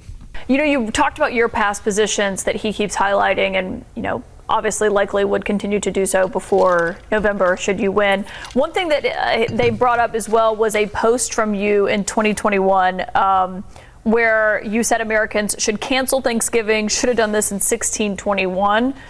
The post has been deleted. Republicans have been highlighting it. Do you still believe that Thanksgiving should be canceled? I'm a chef, and one of the first meals that I made that was for the community when I was 16 was a Thanksgiving meal. You know, I always think my hospitality background in owning a restaurant for 7-8 years, that bringing folks around the table to share conversation and build community is always a good thing. But Thanksgiving is also a time that's incredibly painful for many people in our communities. And so I think there I wanted to make sure that people understood that there are multiple views, but views can evolve. And the position that I'm running for right now, and I think my background as a chef, will actually help me become a better governor that's able to bring more people to the table. Francesca Hong, thank you for... I hear her, like she's going, listen, and I've said this to you so many times, just 2020, here's what I'm running on now. Even Tallarico said that thing about like whiteness is like a disease and we spread it without even know, and it was like, hey, whoa, let's not, you're running in Texas, that's gonna be a tough thing. No. And he went, no, I was just trying to talk about the legit, like the heart people had during that time was perfect. The intent was perfect. We were trying to contend with systemic racism and what our role, what our identities play, and but like in the heat of that, people blurted out things that didn't make a ton of sense broadly. Like no racial identity is a disease. None of them are. Okay, certain forms of racial oppression are. Just your race is not bad at all, no matter what you are. And people got a little bit tripped up during that 2020, 2021 era as we were contending with some difficult truths. I don't know how Thanksgiving got pulled into that, to be honest. But I do get trying to go, hey, I'm telling you what I'm running on, and it's not that. But just like I say whenever, like Marjorie Greene said a conspiracy theory that now she denounces, I go, yeah, but it makes me concerned about your thinking, about how you approach issues. And if you ever thought like abolishing policing altogether made any sense, it does make me go a little, how do you think about public policy issues critically if ever you got led to that conclusion? Like we need some law enforcement, right? And this is where I want to open it up because Kayla and I have a long-running fun dialogue. Because she's definitely, I always say, you go center left, and then a little bit more left, right? And that's me. And then you go more than that, and that's Kayla, right? So we're like right there. We're well into Progressivesville, I would say. But you're deeper, you're reaching for socialism. And so what do you think when we review this? What are you thinking? Like the Thanksgiving thing specifically, or just like this dialogue about there's a new wave of progressive candidates and some of them are nailing how to advocate for pragmatic progressivism in a relatable way. Some of them are being weighed down by the wackiness of past statements or their difficulty navigating with or grappling with some of their current stances. So like I've got two opinions on it. Obviously I love what like Abdul Al-Sayed is doing. He is sticking to the message. What is it? Money out of politics, money in your pocket, Medicare for all. Perfect. No notes. He doesn't let the right try to pull him away from that, bog him down with other people's controversies. I think that is a perfect strategy for any progressive candidate to run. And then when someone is confronted with something like that from, 2020, when they may have said some things that can be seen as more fringe, it's like well, I feel weird because I'm like, CNN, why are you attacking a candidate? You're supposed to be like center with the center candidate. That's so weird. But also, I don't think we should hold it against people. And I think when you say things like that, like when you say abolish the police, when you say like no more jails or whatever, it's people are taking it at face value and not like thinking about what that actually means. Because like to me, if I hear someone say like defund the police, I don't hear fire the entire police force, we have no police, we turn into a Mad Max society, everyone can do whatever they want. I hear we take these huge inflated budgets that get used to militarize the police against American citizens essentially, and we put that into programs that prevent crime from happening in the first place, things that help the community, things that help society, things that, you know, if hungry kids with places to go don't do crime on the streets. So things that lower crime before it even becomes an issue. And then maybe in addition to that, maybe like a re-education of the police, because they have become very, you know, insular cultish type vibes. So that's all, yeah, but that's all like really reasonable. Here's how I think we could do a city budget. Yeah. But I've heard this argument before with the phrase abolish the police, because her statement that even, you know, the left-wing Pod Save America host read out for her about defunding as a path to abolition. I don't like, it really has bothered me whenever fellow progressives have looked at me and gone, why would you assume that means no law enforcement? Yeah. It's just a complete reimagining of law enforcement. And it's like, why would you put the onus on me to assume abolish means something other than abolish? I mean, I think it's just like we live in a slogan society, and that's just kind of what politics has become. But why are we so like uncomfortable saying that's dumb to say that? I mean, I'm not uncomfortable. That is dumb to say that. I think it is dumb to say that. Okay. I think it's dumb to say, like I said, I think it's dumb to say a lot of that stuff, even if it is as a pithy slogan. I think you have to have a direct way of communicating your message so it's not able to get misconstrued like that. Yeah. So yeah. Beautiful. Okay, well, dang it. I wanted us to disagree on something. I mean, listen. I'm sure fundamentally, I still think we should have private property. I mean, fundamentally, I don't think that as it stands, the police as a body should exist just because they have proven to not be what they're supposed to stand for. What does that even mean? I think that you're just saying that because I asked you to disagree. No, with me. Look. If what is a body? What do you mean as a body? If I walked outside and my car was missing, and I called the police, there is less of a chance of them doing detective work to try and track down my car. At the end of the day, I'm most likely going to have to like file a insurance claim and see if I can get my money back that way. I feel like we've been served this message that like the police are like working all the time, overtime to try to like help people, but like even like you get in a car accident, you get in a hit and run, it's mostly they take your information down and then they don't really follow up or do anything about it. And it's like, well, what are these overblown budgets for if you guys aren't going to help us? And it's to, I don't know, it's to quell dissent mostly. Dissent? I don't know. You're losing me a little bit. I agree that there's a lot of, like I've been hearing about the Austin Police Department. Yeah, they tear gassed me once. Yeah, and like right now, a lot of them, I guess ICE is offering better salaries, so a lot of local police departments don't have the staff to do a lot of things because they're going to ICE. But like, it's. But I don't know. I just don't understand like any discussion of we need to get rid of. It just instantly sounds psychotic. It's kind of like. It's kind of similar to, and we talked about this with the DSA platform. Like, let me pull this up. DSA platform. Let me see. Is this it? Democratic Socialists of America, our program. You have no debt. You need no health insurance. You pay a mortgage. You don't pay a mortgage or have a landlord. Like, aren't we trying to make a world where people can afford to buy a house as opposed to we eliminate all private ownership of housing? Don't pay a mortgage. Don't have a landlord. Sounds like something tied in with like the universal basic income argument of like taxes should cover like the basics for people.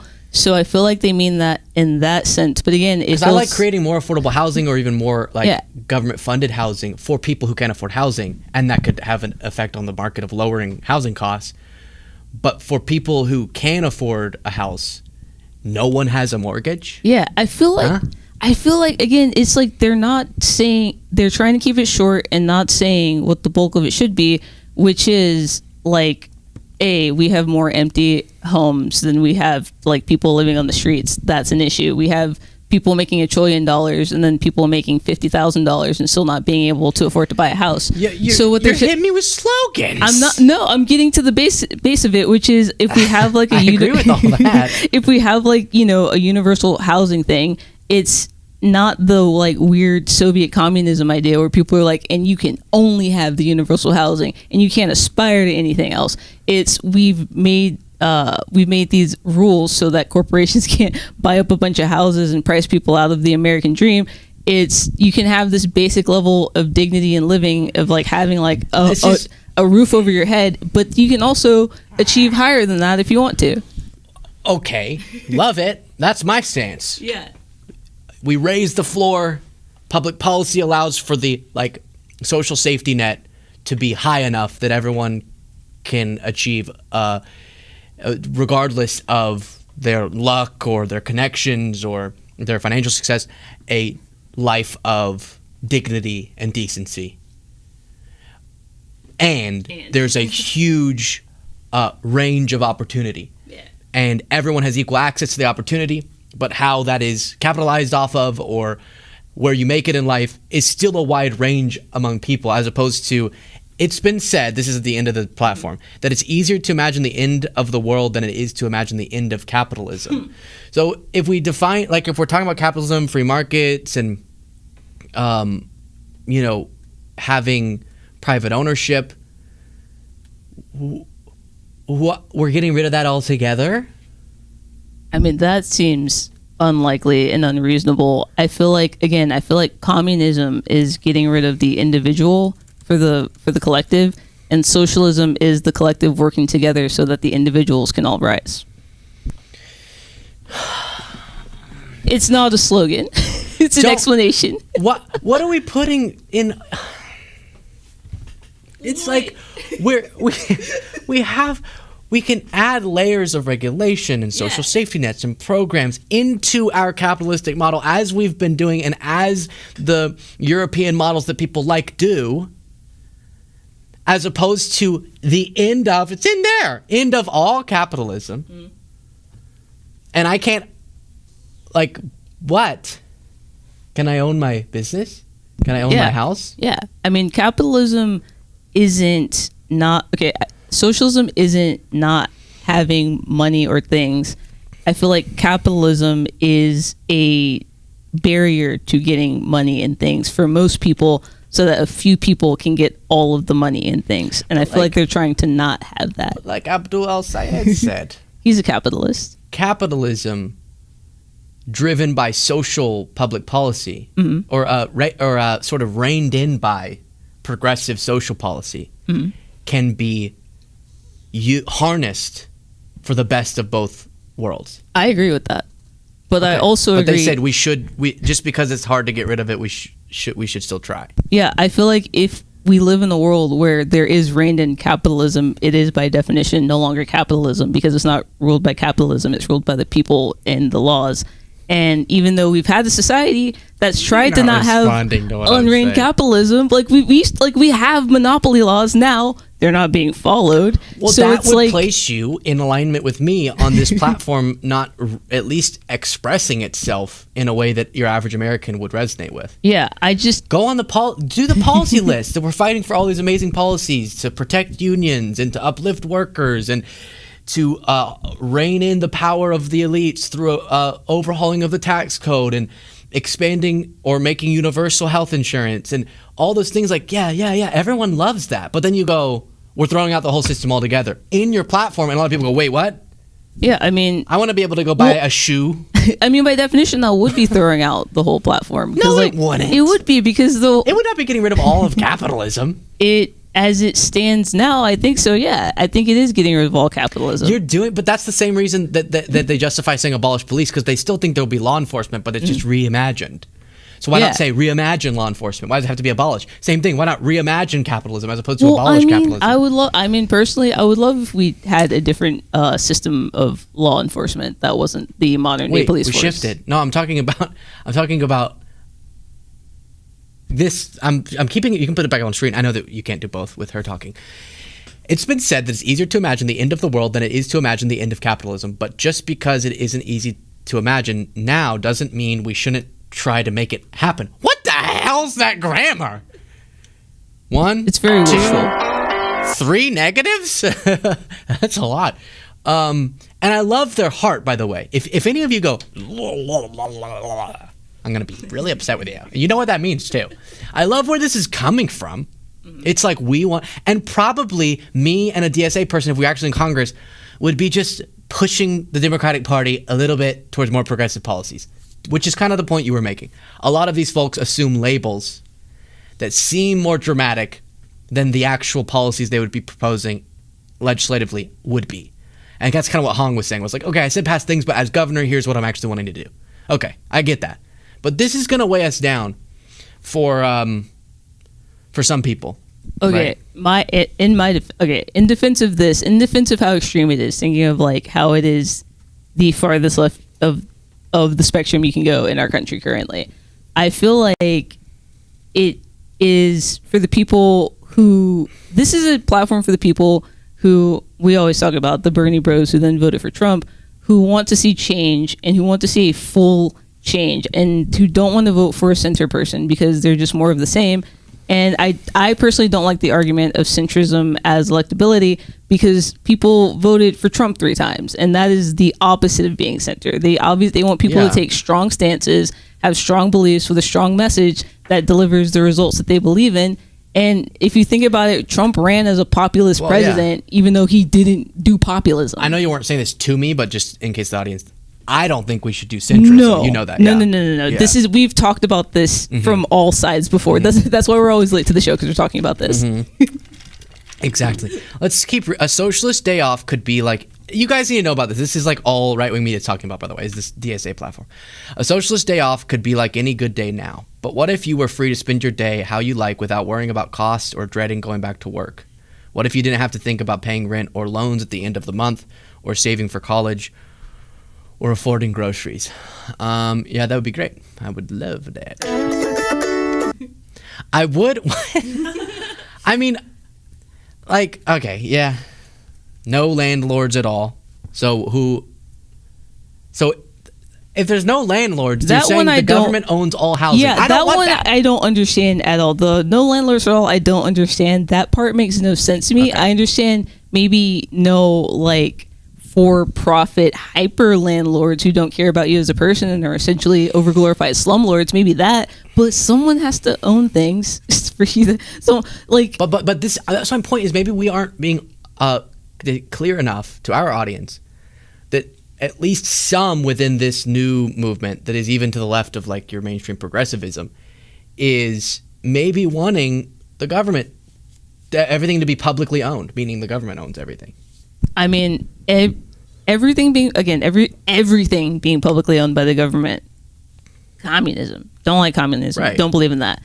The government funding things for the people. Socialism, like the grocery stores in New York that everyone's mad about. The government grocery stores that are funded by funded by tax dollars, run by the government. And people are complaining that they're not being profitable and are like 30% cheaper than like going to a Walmart or something. Something like that, to me, is we can't, as Americans, be happy about it. We can't, as Americans, be happy about it because we're like, oh, what? I'm just going to be paying money for someone sleeping on their couch all day to get cheaper groceries. But it's not thinking about it like that. It's thinking about it like I pay taxes to help my country, to help myself, to help the people here. So if we're paying all these high taxes already, then yeah, I think it should be going into housing for people who are living on the streets. It should be going into food that people can afford. It should be going into childcare for people that we're going to have to live within the society one day. It's if you do all these things at the bottom, it goes to it's the opposite of trickle down economics. That's fake. It's like rushing up. It's like a fountain. Everything at the bottom powers it, and then at the top it spreads it. So if we do all these things for the people using the people's money, then it makes it easier. And again, it's not full government control; it's government backing. Yeah, well, that's like a great example of. We'll see if the Mamdani grocery stores work. Yeah. But you could imagine that you put a limited number of stores that the government funds and then runs. I don't know how, and I would need to look more specifically at the math of these grocery stores, but it sounds right that you could run a grocery store that sells things for cheaper because you don't have the profit incentive because you're the government, you don't need the profit. Yeah. But then you keep it about level. I don't know what discount that would give you, but it could be discounted. You know what I mean? Like you discount it whatever the normal grocery stores would take in profit, even though I know they have tight margins, but the bigger ones have big profit margins. So then you kind of slightly cheaper, maybe it pushes prices down a little bit with the broader market of grocery stores, but you're not seizing control of all the grocery stores. No, God, right? no. Yeah, So, yeah. but that's the difference, I think, between me and some of the socialists in the party right now, is I do think a lot of them imagine all food would be provided by the government. Clearly, all housing. Food, education, energy, medicine, and transportation aren't for-profit businesses. It says it in their platform. I mean, yeah, that I agree with that. We just talked about food. But as a for-profit design, again, That's what happens when somebody else owns it. But like for-profit is, I feel like the for-profit model for things like food, housing, and medicine is I don't want to say parasitic because that's too mean, but it is kind of parasitic. It is a thing that you have to survive, and then people are like profiting off of it. But if you have government programs to give people food who can't afford food, as we should have SNAP benefits expanded, etc., or a limited number of government-funded stores, you still solve the problem of the people who can't afford food get food. Yeah. Which I want. And I think the threshold for qualifying for those programs should be really high, and it's really easy for you to go get free food. And there's a huge market that the profit motive incentivizes people putting the food onto the table at a restaurant or the grocery store or whatever. And you have that plus the social safety net for people who can't afford it. Why is that a bad concept? I don't think it's a bad concept, but I do think that, again, at the rates that Americans pay taxes, we do not benefit from it back from our government at the rate that they are benefiting from it from us. And things like these are, again, they're incentives. You're giving me talking points.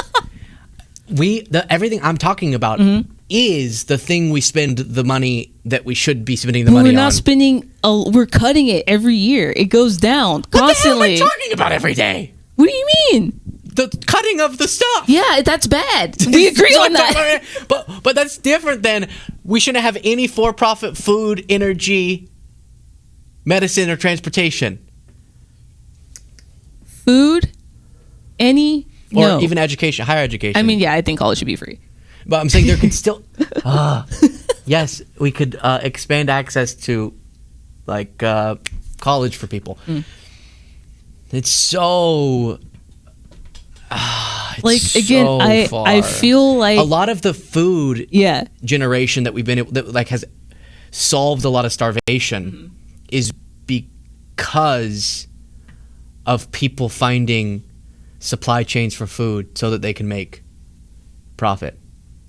And then the government can come in and say, hey, you can't afford these profit driven business food options. Here's SNAP benefits. And then we expand those with the tax dollars you were talking about. Right. But we don't open up, we don't seize the means of production across all industries, as a lot of folks apparently want to do. That's communism. Right? But this is my point. I want to be here and tell you that Republicans are being dummy dumbos for fear-mongering about communism. But if you're writing into platforms things that seem communist-y, then it's going to be more difficult for me. I do think they're unjustly fear-mongering because I know what's going to happen in the midterms, and I know what's going to happen in the general election, and I know what's going to happen in 2028, which is going to be mostly candidates that I enjoy or not aggressive enough Democrats are going to all get elected. So it's like, it isn't worth the fear-mongering that Fox News is doing, but I don't like when I feel gaslit by people who don't see that there is an irrational wing to this. But then the other side I think the way that David Pakman, friend of the show, was explaining it was like the centrist do-nothings versus the wacky left, or I forget how he worded it, but that doesn't, on a binary political spectrum, that sounds like I'm saying, so you have to be here on policy. That's not correct, because that's the type of language that the centrists have used for so long to pound us over the head to not push for progressive policies. But I just think what progressive policies look like isn't a complete elimination of all private ownership or free market. And I think that language is toxic. And we can do vast change and uplift and raise the social safety net and rein in the billionaire class and bring in way more tax revenue on wealth as opposed to just income. And all those things can happen, and Americans won't have a problem with it. But then you take it like 5 steps too far on things we'll never, you admit this too, on things we'll never actually do in our lifetime. We're not going to do any, we're not going to, like, even if you wanted to go full commie, we're not going to be able to do that in our lifetime. No, of course not. Like, there's no way that you can. But we could pass some actual good legislation that would improve the lives of a lot of Americans. Yeah. Attached to a list of policies that are progressive but not toxic. Yes. Okay, but then what your response, which I love you so much, this is great, but seem like you're less repulsed by this spreading around as a brand associated with us than I am. Yeah, it's again, I feel like for people who want to hear the message, they will listen to it. Like, obviously, you will listen to the message. You're able to realize that there is a way to achieve something similar, but not this level of extreme. But if you're someone who's not even going to listen to it because you just believe that only capitalism bootstraps whatever, even if they go less than that, you're still going to fight it, because we see them fighting it now when it's so much less than that. So I feel like by doing it in this extreme way, it pulls more people to the left. I do. I think it pulls more people to the left. I think Abdul pulls more people to the left. He pulls people to the left because he goes, "Oh, you heard that I was a crazy socialist? Well, let me tell you what I actually believe. I think we still have free markets and private ownership, but I think we have the government intervene when things become monopolistic. I think that we do this with regulation. I think we do this with healthcare." I think when Abdul lays that out, you go, "Hell yeah!" And even a centrist goes, "That doesn't sound so bad." But when someone's like, "I'm trying to get your attention and pull you left, so eliminate all private markets or free market," then a lot of people go, "Oh my gosh, so that's what progressivism is?" I mean, I feel like if you see it that way, then you're going to see it that way. But like, again, genuinely, I think this is the most extreme version of the message I've seen, and they should probably change it, but I understand the sentiment that they're trying to say. Okay. And I say that as someone, I do say that as someone who comes from like a privileged upper middle class background, that I understand that it is not like people like me who are like, it's not people like me who would agree with this the most. I feel like people who come from the same background as me would see it as them like being things taken from them. Polling shows it's exactly people like you. What do you mean? Who's favor this? Oh yeah, isn't it? Well, no, it's like it's always like upper middle class. No. I was saying people like me who don't think that other people should benefit from it. Does that make sense? Oh, maybe. But by the way, I had no privilege growing up, so I can speak on this because I had zero privilege. My life was so hard. Like, okay. No, I had a lot of privilege. So like I said, I don't believe in no one owning nothing ever. That's dumb, and it should not. I don't even think it's impossible. I think it shouldn't happen. Yeah. Things like that. But I do believe there should be a way more community, human focused way of people living their day-to-day lives. But I just explained that's not struggling. Beasley progressivism solves that for you. Yeah, but you don't got to go socialist to be Beasley progressive. But I'm just trying to pull you a little more to the left, even a little bit more. On what? I'm trying to nudge you a little bit more. On which policy? Anything. What? Anything. I already have all of the left policies. Yeah. Other than like throwing out everything and starting from scratch. See, throw out some of the things. Like what? I told you. I think we should throw out the police as they exist now. I believe in that. I'm not gonna say abolish the police because I know how it comes across, but I don't think that they should exist as the entity that they're in now. Okay. Yeah. And I do say that like from both like lived experience and also having eyes. I don't know. I just feel like. By the way, I really apologize that she's in this tiny little box. Can you make her bigger? Because normally, you know, if you're just hopping on, normally Kayla just says a quick little thing. We accidentally got into this very wonderful conversation. But that means we didn't have ready a camera for her. So it looks like I'm like, debate with me over this. You will be tiny. I will be huge. We don't have the template. We don't have that template yet. Yeah, we don't have that OBS template. But so wait, like, let me say quickly though. Yeah. Yeah, go ahead and do this for me. That'll be perfect. There we go. I am Kayla, and I agree with everything Luke says. If you'll please, thank you. So I want to say though, if our extreme edge is this, I would much prefer this to be our extreme edge than the right's extreme edge. Because here's what's beautiful about it. I think this is just intellectually flawed, but the heart is beautiful.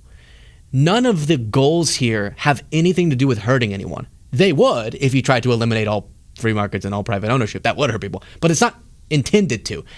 People who write these, platforms think they really want everyone to be able to live a good life and have their needs met. Whereas the extreme edge of the right is like so hate oriented and so pain on others oriented, where a lot of the first words out of the mouth are, we need to crush the left. Whereas like this whole platform is all about what we're going to do to uplift everyone. I love that. It just doesn't make sense, some of the pieces of it. Specifically, like the implementation of this doesn't make sense economically or public policy wise. But the beautiful thing is our extreme edge is so consumed by empathy that they get naive. The right's extreme edge is so consumed by hate that they get vicious. Also, hey, we don't have to praise or say we would never criticize Mao. I'll add that while we're on the topic, okay? I don't know why our most prominent voice, it's like what I was talking about before, on the left, Hassan Piker, says stuff like that. In his defense, he said that so he wouldn't get thrown into a CCP No, but he prison. said it after he was back in China, or back in the U.S. Yeah, but like as a bit. Like, because it blew up as such a thing, then he just like started saying it to be funny. That he would never... Yeah, like tongue-in-cheek. It's like tongue-in-cheek. Okay. Yeah. We all are on the same page that Mao led to the death of a lot of people, right? Yeah, absolutely. Okay, good. Yeah, Just wanna no, make sure, I'm not a 'cause Maoist. I'm getting confused. I'm not a Maoist, but I do like what China has done with the public transportation. Okay, that was good. Okay, safe. I'm I got scared when you I'm started a big that. train. I'm a big public transportation person. Trains. Hate Yay. cars. No, I know. We've failed so hard on public transit. Dude, oh we my gosh. We used to have the most beautiful railway system. We mustn't get into it. I mustn't talk about how the highway system in California ruined this country. I would even be on board with a wealth tax. F it. Yeah. Right? And then you do wealth tax and you invest in like state-of-the-art public transit. I love it. Let's do it. What are we talking about taking away houses for, though? Yeah, it's I would never criticize Mao. Listen, in my dream world, in my dream world that I know you won't agree with, in my dream world, I think that if you, I'm not gonna say earn, because you can't earn $1 billion. If you acquire $1 billion, you should get a trophy that says you won capitalism, and then every dollar after that gets invested back into the community. And then you get a trophy for how much money gets invested back into the community, because no one needs hundreds of billions of dollars, especially when there's people there's so much like people suffering from lack of money that these dragons are hoarding it and using it for evil. And again, that's not even, I don't care if you're a millionaire. I don't care if you have $999,999.99, whatever, that's fine. But like once you get into the tens of hundreds of when you have more money than foreign nations have as their entire GDP, that's too much money. I just think we raise taxes, we reform tax system, raise the capital gains rate, do a wealth tax on the wealthiest people. But just like this is so beautiful. I hope you guys are learning a lot, because this is like exactly where the line of differential is between the two of us. Yeah. We're so close. That's why, we're so close we can just reach over and hold hands. And we're like, oh, boom, boom. Yeah. But if you had to define the line, there it is. I'm explaining all these things I want to do to harness more wealth from the wealthiest, right? And then you take one step further, which is like we should tax billionaires out of existence. When I step back, I say most or all billionaires, it's like how many shares they have of a company they started, or they took ownership of a. You can't really I don't even know how you would tax that other than removing their ownership, or removing or making them liquidate all their shares in a company. I guess that doesn't really make sense. Is it kind of like a capital gains tax where they liquefy the asset in order to spend it, you tax it then, which is what we're supposed to be doing? All the way out of billionaire status would rock the economic boat. I mean, again, I think that if let's say we owned let's say we owned a media company, like something called like Luke Beasley LLC, and somehow it became like a multi-billion-dollar conglomerate. And it is already. And the CEO who's getting paid, it's not you. We hired someone because you're our figurehead. We hired someone else. It's not you. And our CEO that we hired is getting his $10 million a year or whatever. And it gets to the point where his wealth becomes valued because of the value of the company to be into the billions. That shouldn't be tied to him. Everyone who is working in that company, from the CEO to the janitor, should be getting part of the profits that the company makes because they are making the profits for the company. The company cannot make money without the worker. And for it to consolidate only at the top for someone who is the figurehead doesn't make sense when everyone is putting in effort. How would the government even enforce that? Because I agree, if this company keeps growing, I would love to, or if we, became an actual corporation, I'd love to have shared ownership among the employees out of choice. I'd still keep the most shares. Well, yeah. No, I'm kidding. No, I mean, but that would be your right as the founder of the company. Okay, but let's say that it grew so much that I have more, or the majority. It's hard to imagine because I know you're a good person. Okay, but that's why I said fake CEO. But it takes over $1 billion. I mean, like Jeff Bezos, it's like the Amazon's making all of this money. He's going to space for fun, and then you got the drivers peeing in bottles because they're going to get shocked by the electric collars if they're don't hit their quotas for the day. It shouldn't be like that. All of the money Amazon makes should be in some way a bonus incentive at the end of the year, a quarterly thing. You get how would the government enforce that though?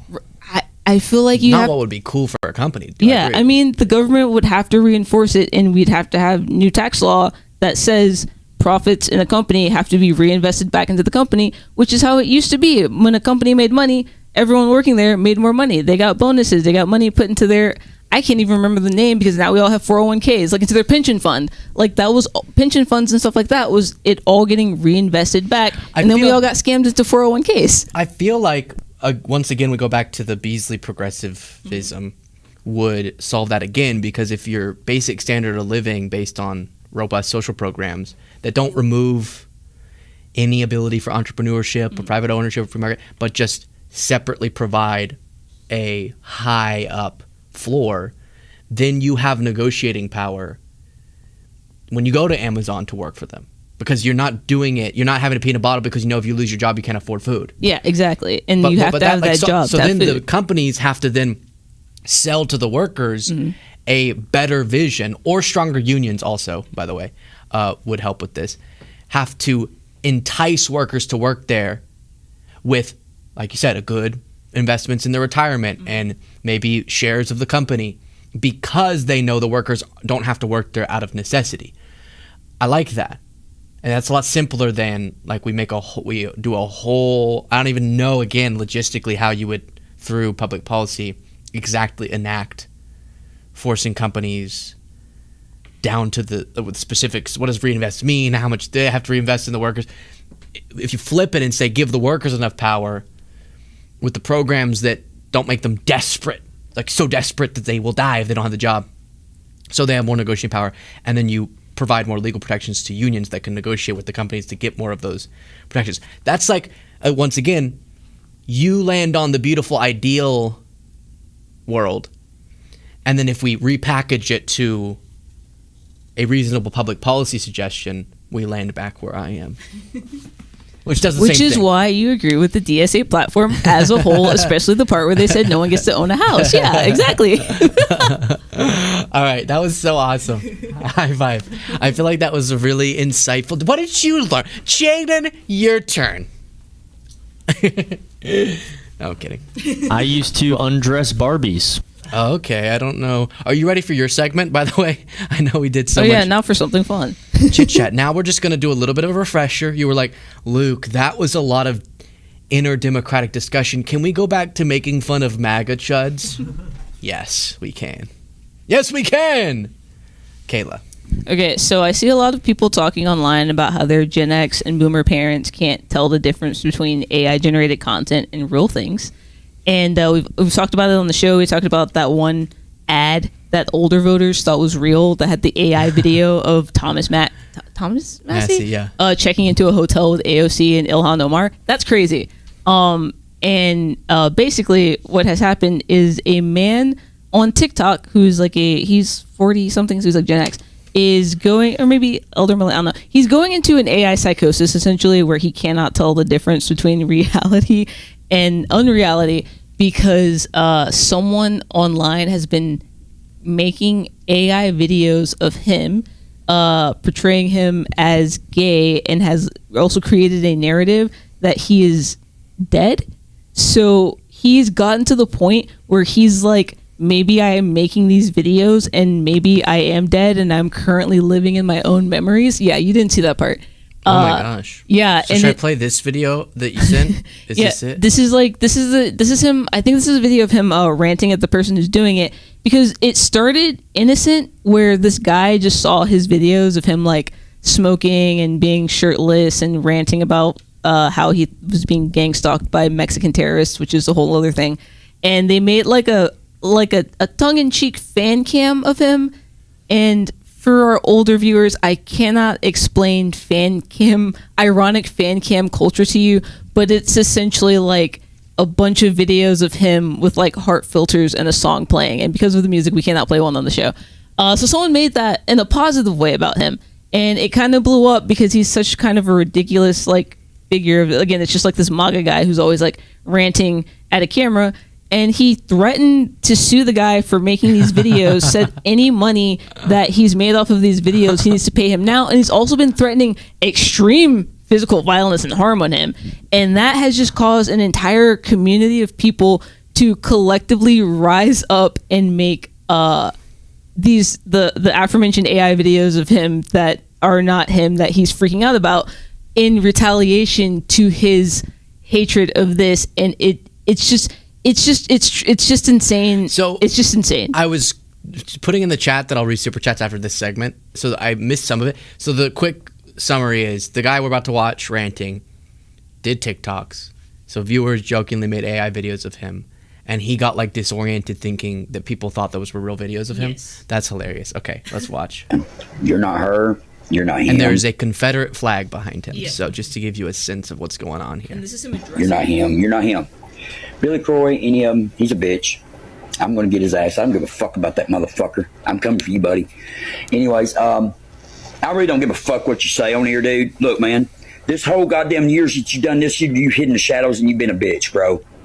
And you want to come over here and try and call me a bitch and you ain't even showed your fucking face. You're a pussy, bro. And I fucked your mama. Bye. Such a nice guy. So people would take videos like this and then remix them. And then also, if you go to his account, which he's gone through like 10 accounts now because he keeps deleting because people keep finding him and taking his videos and making new AI videos of him, you know, kissing his friend in his truck. No. Him as a woman, him, you know, just things that would piss off a right winger to have to see themselves doing. But again, because of AI, it's induced this weird psychosis in his feeble MAGA brain, where he's like, "Did I do those things?" And he's just having a full crash out online. Watch this. And it's ridiculous. So stop fucking lying on me, man. Stop saying that AI bullshit. Man, when I get a hold of you, motherfucker, I'm gonna squish you like a goddamn pimple, buddy. I'm gonna beat your fucking head in so goddamn hard, dude. I'm gonna fucking fuck you up, boy. God, I'm gonna fuck you up, man. I'm done, dog. You better pack a lunch, motherfucker.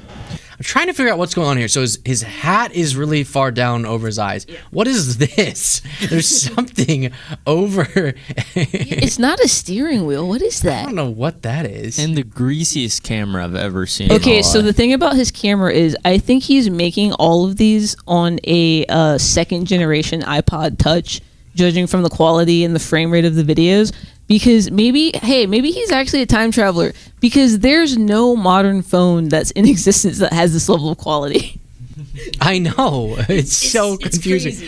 This is so funny picturing him like not understand. Because anytime our audience makes a funny AI thing of me, which is every day, I'm like, haha.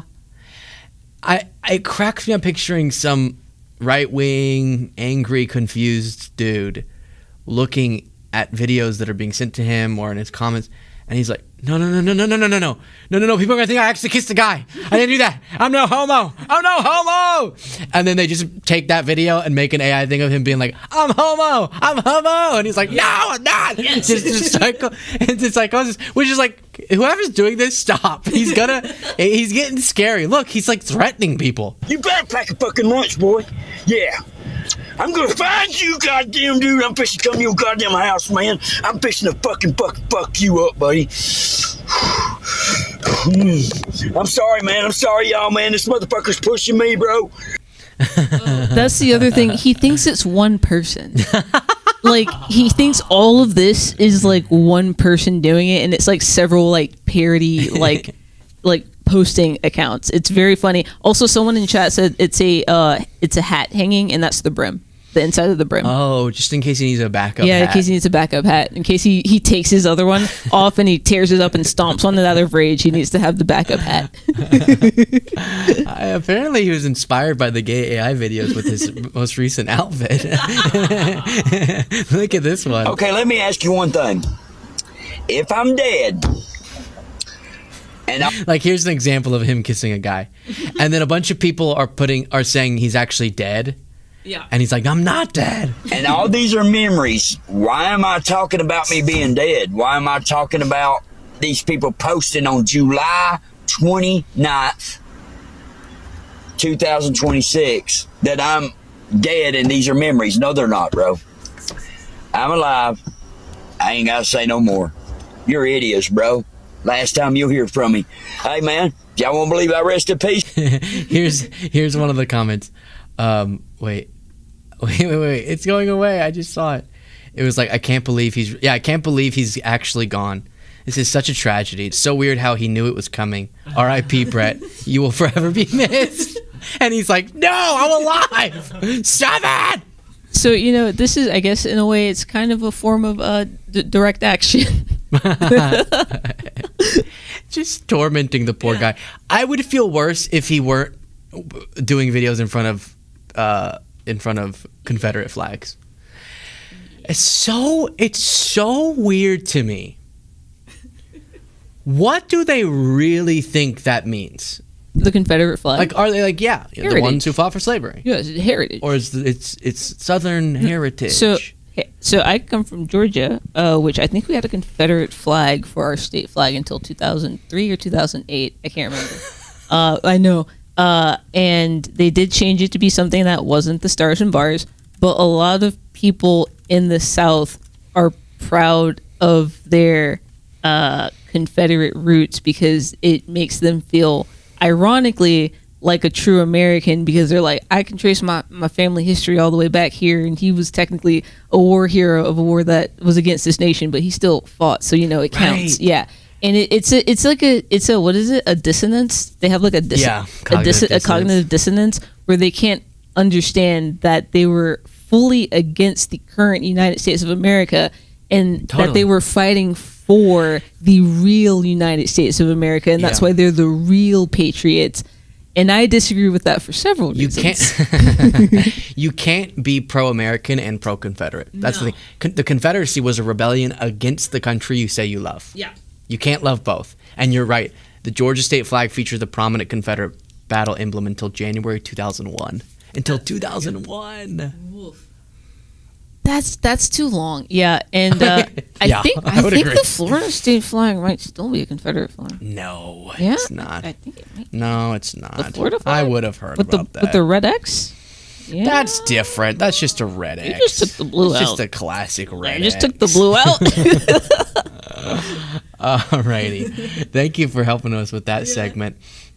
This is Jaden I Hate. I don't want to send you into a spiral like him, but this is a real photo of you kissing a fish. And this is real. That's on me. That's on me. I had sex with your mother. All right, a lot of super chats about Kayla and I's discussion. I missed a lot too. They disappear after a certain. I couldn't get all of them. Oh, sorry. I missed a lot of the chats. They disappear for me after a certain amount of time. So if I didn't get to screenshot yours, I'm so sorry. I think Cole got them. Cole got a bunch. Not really. Rachel Atwood said maximalist goals aren't active plans for tomorrow. I'm with you on that. I just think my ultimate goal is never to fully eliminate private ownership. Like, that's not even a goal I ever want to get to. So that would be my disagreement.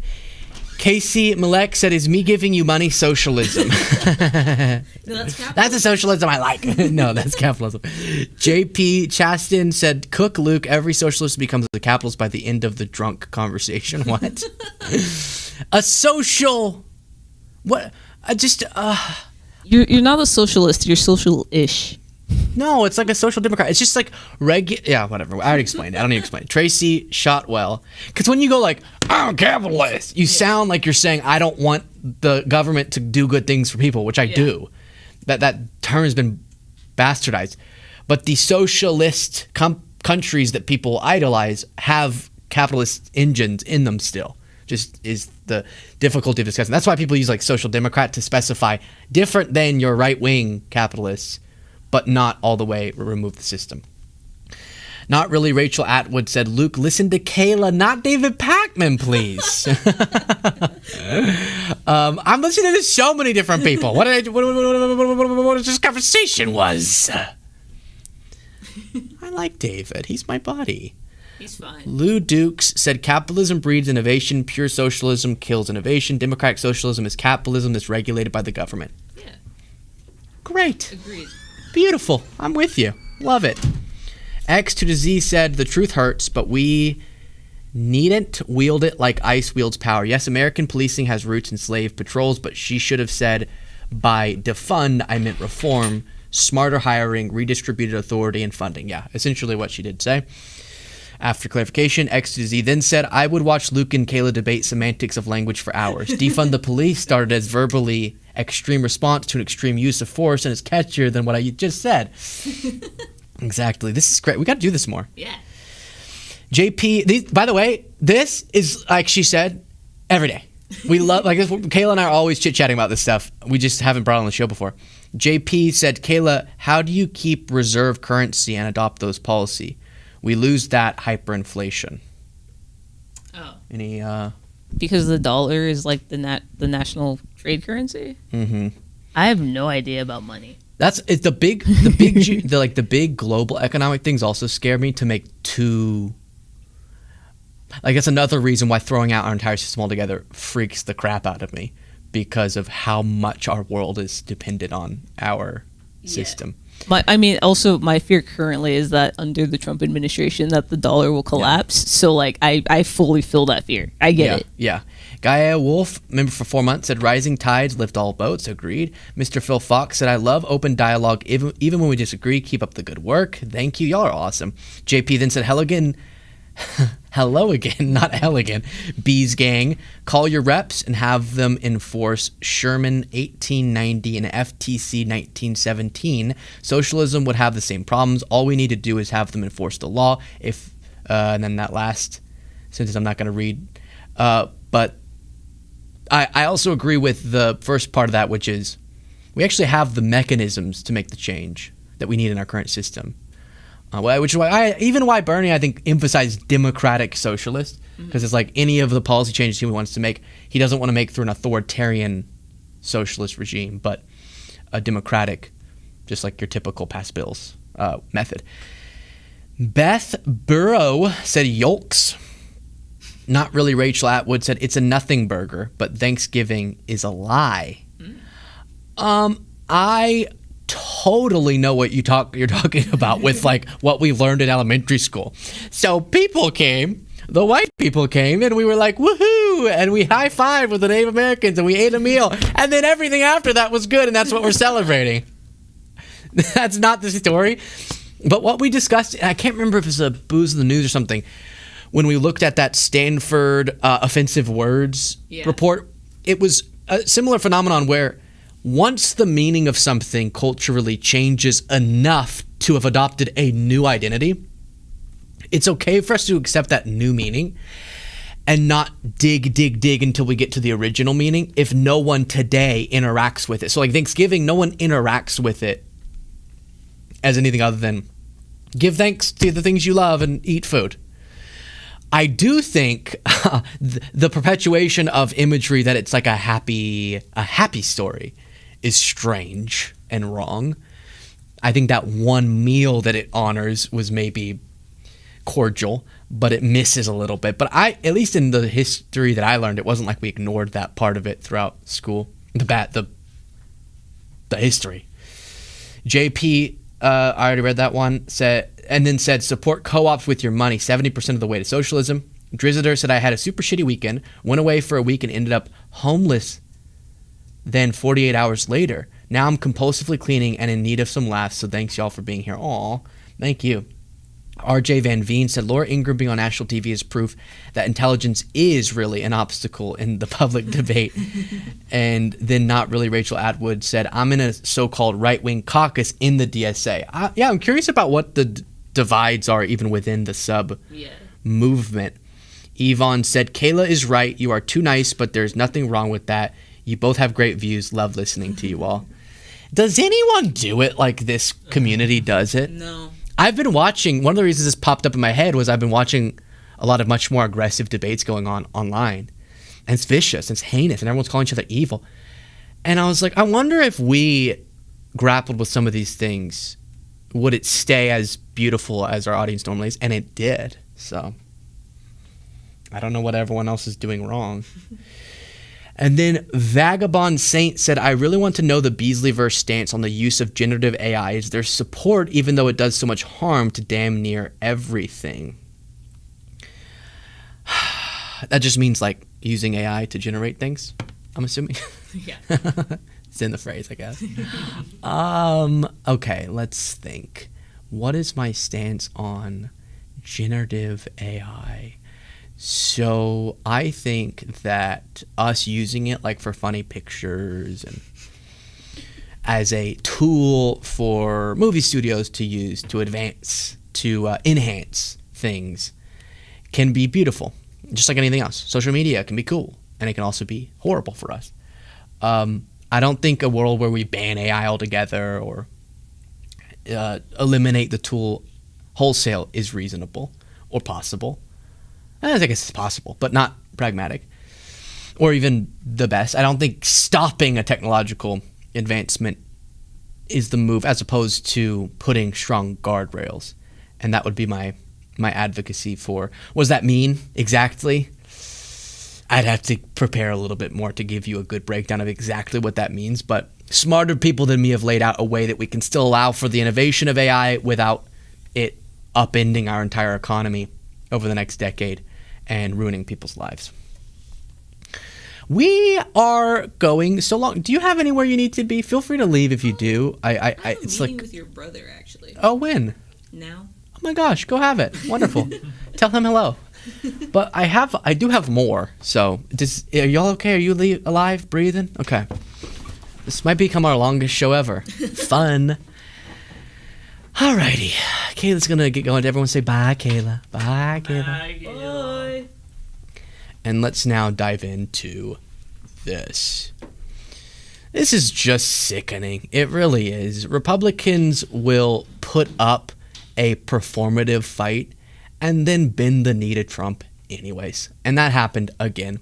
There was a second where it looked like the interim Attorney General, Todd Blanche, who was acting as the Attorney General after Pam Bondi but hadn't been confirmed by the Senate, so he wasn't the permanent Attorney General, wouldn't actually be able to get the permanent position because Cornyn and Tillis were saying, we don't know about this guy. And then, of course, every Democrat was saying, we know about this guy and he's bad.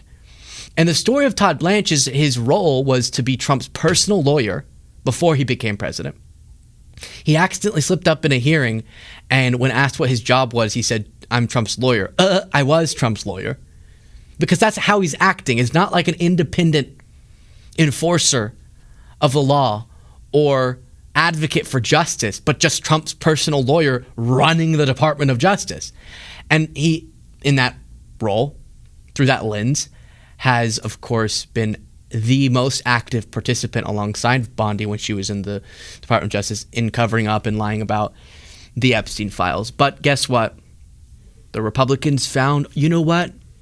Blanche convinced us, and he got the votes to be the next permanent Attorney General. The guy who met with Ghislaine Maxwell and then got her transferred to a minimum security prison camp, bougie luxury place that she's not even under the Bureau of Prisons, supposed to, by their rules, be allowed to even be at. But after his friendly, she told me Trump was wonderful meeting, she got transferred. The guy who's lied over and over and over to us again. I mean, he's recently been saying there are no more Epstein files when we know there are still millions left. They just chose not to release. And Cornyn and Tillis said he addressed our concerns, saying that the anti-weaponization fund that Trump was trying to get would not come to fruition. But that's not even a big concession because it already was dead. It already was legally insane for Trump to sue the government, which he runs, and then settle with himself and create a fund with himself to give to people he likes. Here's Sheldon Whitehouse summing up the story of Todd Blanche. Today, I think, is a sad and embarrassing day for this committee. As it looks like on a party line vote, we are going to advance out of this committee probably the most discreditable person ever to seek the office of Attorney General of the United States. The reasons to vote against him number in the hundreds, but let's just focus on a few where my Republican colleagues purport to have great concern. Let's start with the Epstein files, where Todd Blanche participated in the cover-up, continues to participate in the cover-up, and is responsible for a massive screw-up of the release of the documents. Cover-up and screw-up on the Epstein files. What do I mean by cover-up? Well, first, they looked at 4 FBI 302s that were the testimony of a woman who told the FBI in a formal statement that she had been sexually assaulted and physically assaulted by Donald Trump around 13 or 14 years of age. Of those 4 302s, they released 1. The one that did not mention Donald Trump. Well, fortunately for transparency, these documents had been released in other areas and bait stamped. So people figured out that some were missing. And with that, the other 302s that mentioned Donald Trump had to be produced. Only because they got caught were those 302s produced. And right now, as we sit here, Todd Blanche is still sitting on 37 pages that are almost certainly the agent's notes off of which the 302s were taken. That should be disclosed under the Epstein Files law, but instead, those 37 pages remain covered up. So I think that this is not just about the individual act that Todd Blanche engaged in relation to this one topic, but the perfect example of why he's completely unqualified to be Attorney General. In a functioning government, the Attorney General sees him or herself as an agent of justice, of law enforcement, not as an agent of the president. Yes, the president nominates someone, the Senate confirms them, but they're supposed to be independents. They're supposed to be, from the Department of Justice as a whole, a present idea daily that they don't serve as political actors, but purely actors of justice, enforcers of the law. But the Epstein saga demonstrated with Todd Blanche, as well as Pam Bondi and anyone else with their hands on it, that is not how he and they saw their role. Todd Blanche still sees himself, let me see if I can pull up this clip, still sees himself as Trump's lawyer. Blanche, Trump's lawyer. And that is catastrophic when Trump so frequently is participating in actions that contradict the principle of justice or rule of law. You remember this? Are you and President Trump friends? I'm his lawyer, was his lawyer, and now. Yep. You're precisely not supposed to be his lawyer. And think about that too, the story of a president tries to commit a coup, holds on to and obstructs justice while holding on to classified documents, is prosecuted, and is also prosecuted for business fraud, and then civil cases are brought for the fraud and then for the sexual abuse. And one of the lawyers who's trying to get him out of that goes on to, after that person wins the presidency, be the Attorney General.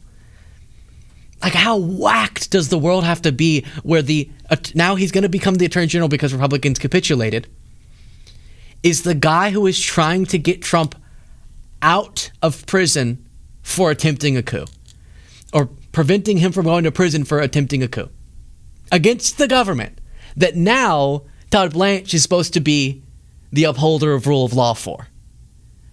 Insane. Absolutely insane. JP said, let it not be forgotten, Trump tried to defraud the government over $1 billion. Will you want the Kayla one as its own segment? I think we'll discuss that after. I don't know. Weaponize Demoticon said, I'm late, but democratic socialism is flipping capitalism and socialism as the basis. Socialism with some capitalism on top, not the other way. Yeah, people, everyone seems to have a different definition, you know what I'm saying? When you look up, like, the actual socialism technical definition, socialism, political and economic system where the community or the government owns and controls the major means of making goods, such as factories, land, and tools, instead of private individuals. But I get what you're saying. A new identity has been born out of that label with the addition of democratic at the top of it. Now, let's discuss this. The communications director for Mitch McConnell, who's supposed to communicate for Mitch McConnell, refused to communicate for Mitch McConnell in the clip that you're going to see here, where a reporter's like, hey, any update? This is yesterday. How's his health? He's going to go back to work? Anything? Hey, we noticed that he probably signed a letter with an auto pen. Wasn't that something MAGA was going crazy about, with auto pen conspiracies about Biden? And instead of spoiling it, I'll just play it for you.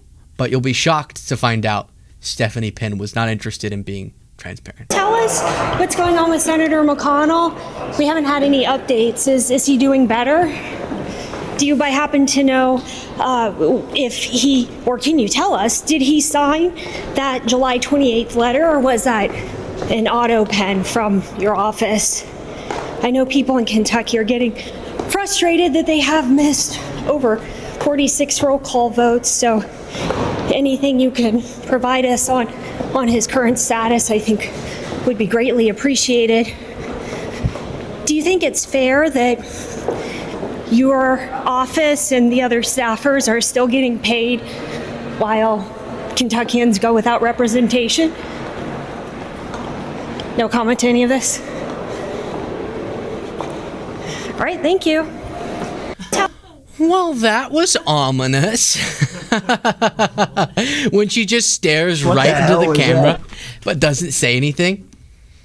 Hey, are you about to Medusa my ass? What's about to happen? Am I about to turn to... Why are you staring at me like that? Laser vision's about to come out? It seems like she's responding to the questions in her head and not realizing it. Did, because she slightly opened her mouth like she's thinking of the answers, but not saying them.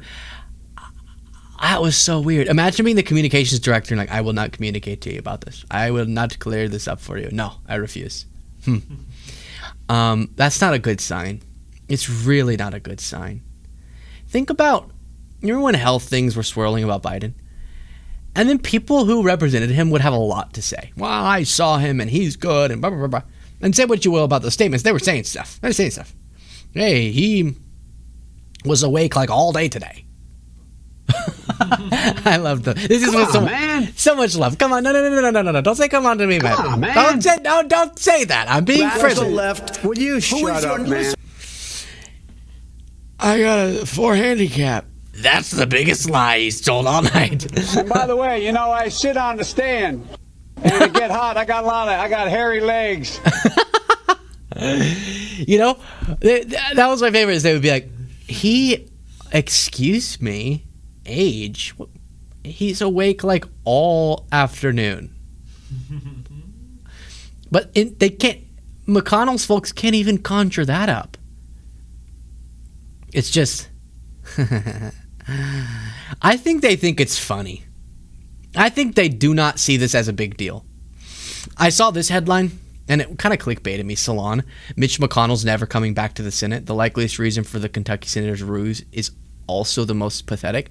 And I was reading, like, what's the secret? How do we know he's not coming back to the Senate? That's so interesting. And the ultimate takeaway was, listen, it's because aging politicians, family members, have a tough time letting go of power. That was kind of like that's the synopsis. Was just the reason he's but that doesn't answer why he's not going back to the Senate, but why he's holding on, but that his health definitely too bad to ever go back to the Senate. So that we can take off the table. He'd be back if he were able to be back. He's not going to. But that he's going to wait until the last possible second, maybe just the next election, to actually admit it, because there's like a mental inability to accept that your time with power is over. What is it that's so great about having power, anywho? The reason I feel like it would be cool to have power myself is you could do good stuff for people. But then once I knew I couldn't really do the job well, because I'm in a hospital bed, then I wouldn't want to do it because I'm not doing anything cool with the power or good for people. I'm curious about what sort of legal ramifications would come of his staff if it were to come out that there was some sort of cover-up. Right. Is there any accountability? I don't think anything would come of it. Just some judgment, but they would be fine. Like, maybe if there were more laws around brazen misleading of the public or something, if you're in a role within the government and you almost like public perjury would be an interesting charge. You know what I mean? Like you knowingly lied to your constituents. But if that were a law, like 80% of our elected officials would have to be in jail. So I don't know if that would work. All right, I think we're going to have to wrap up there. I had one more story, but I'm out of gas. I am out of gas. I appreciate all of you to the end of the earth. Join us at 6 p.m. Eastern Time, live on YouTube if you're a member. If you're not, you can become one very easily by clicking the join button on YouTube. Podcast listeners, please leave a rating and a review. Much love. Talk to you all next time.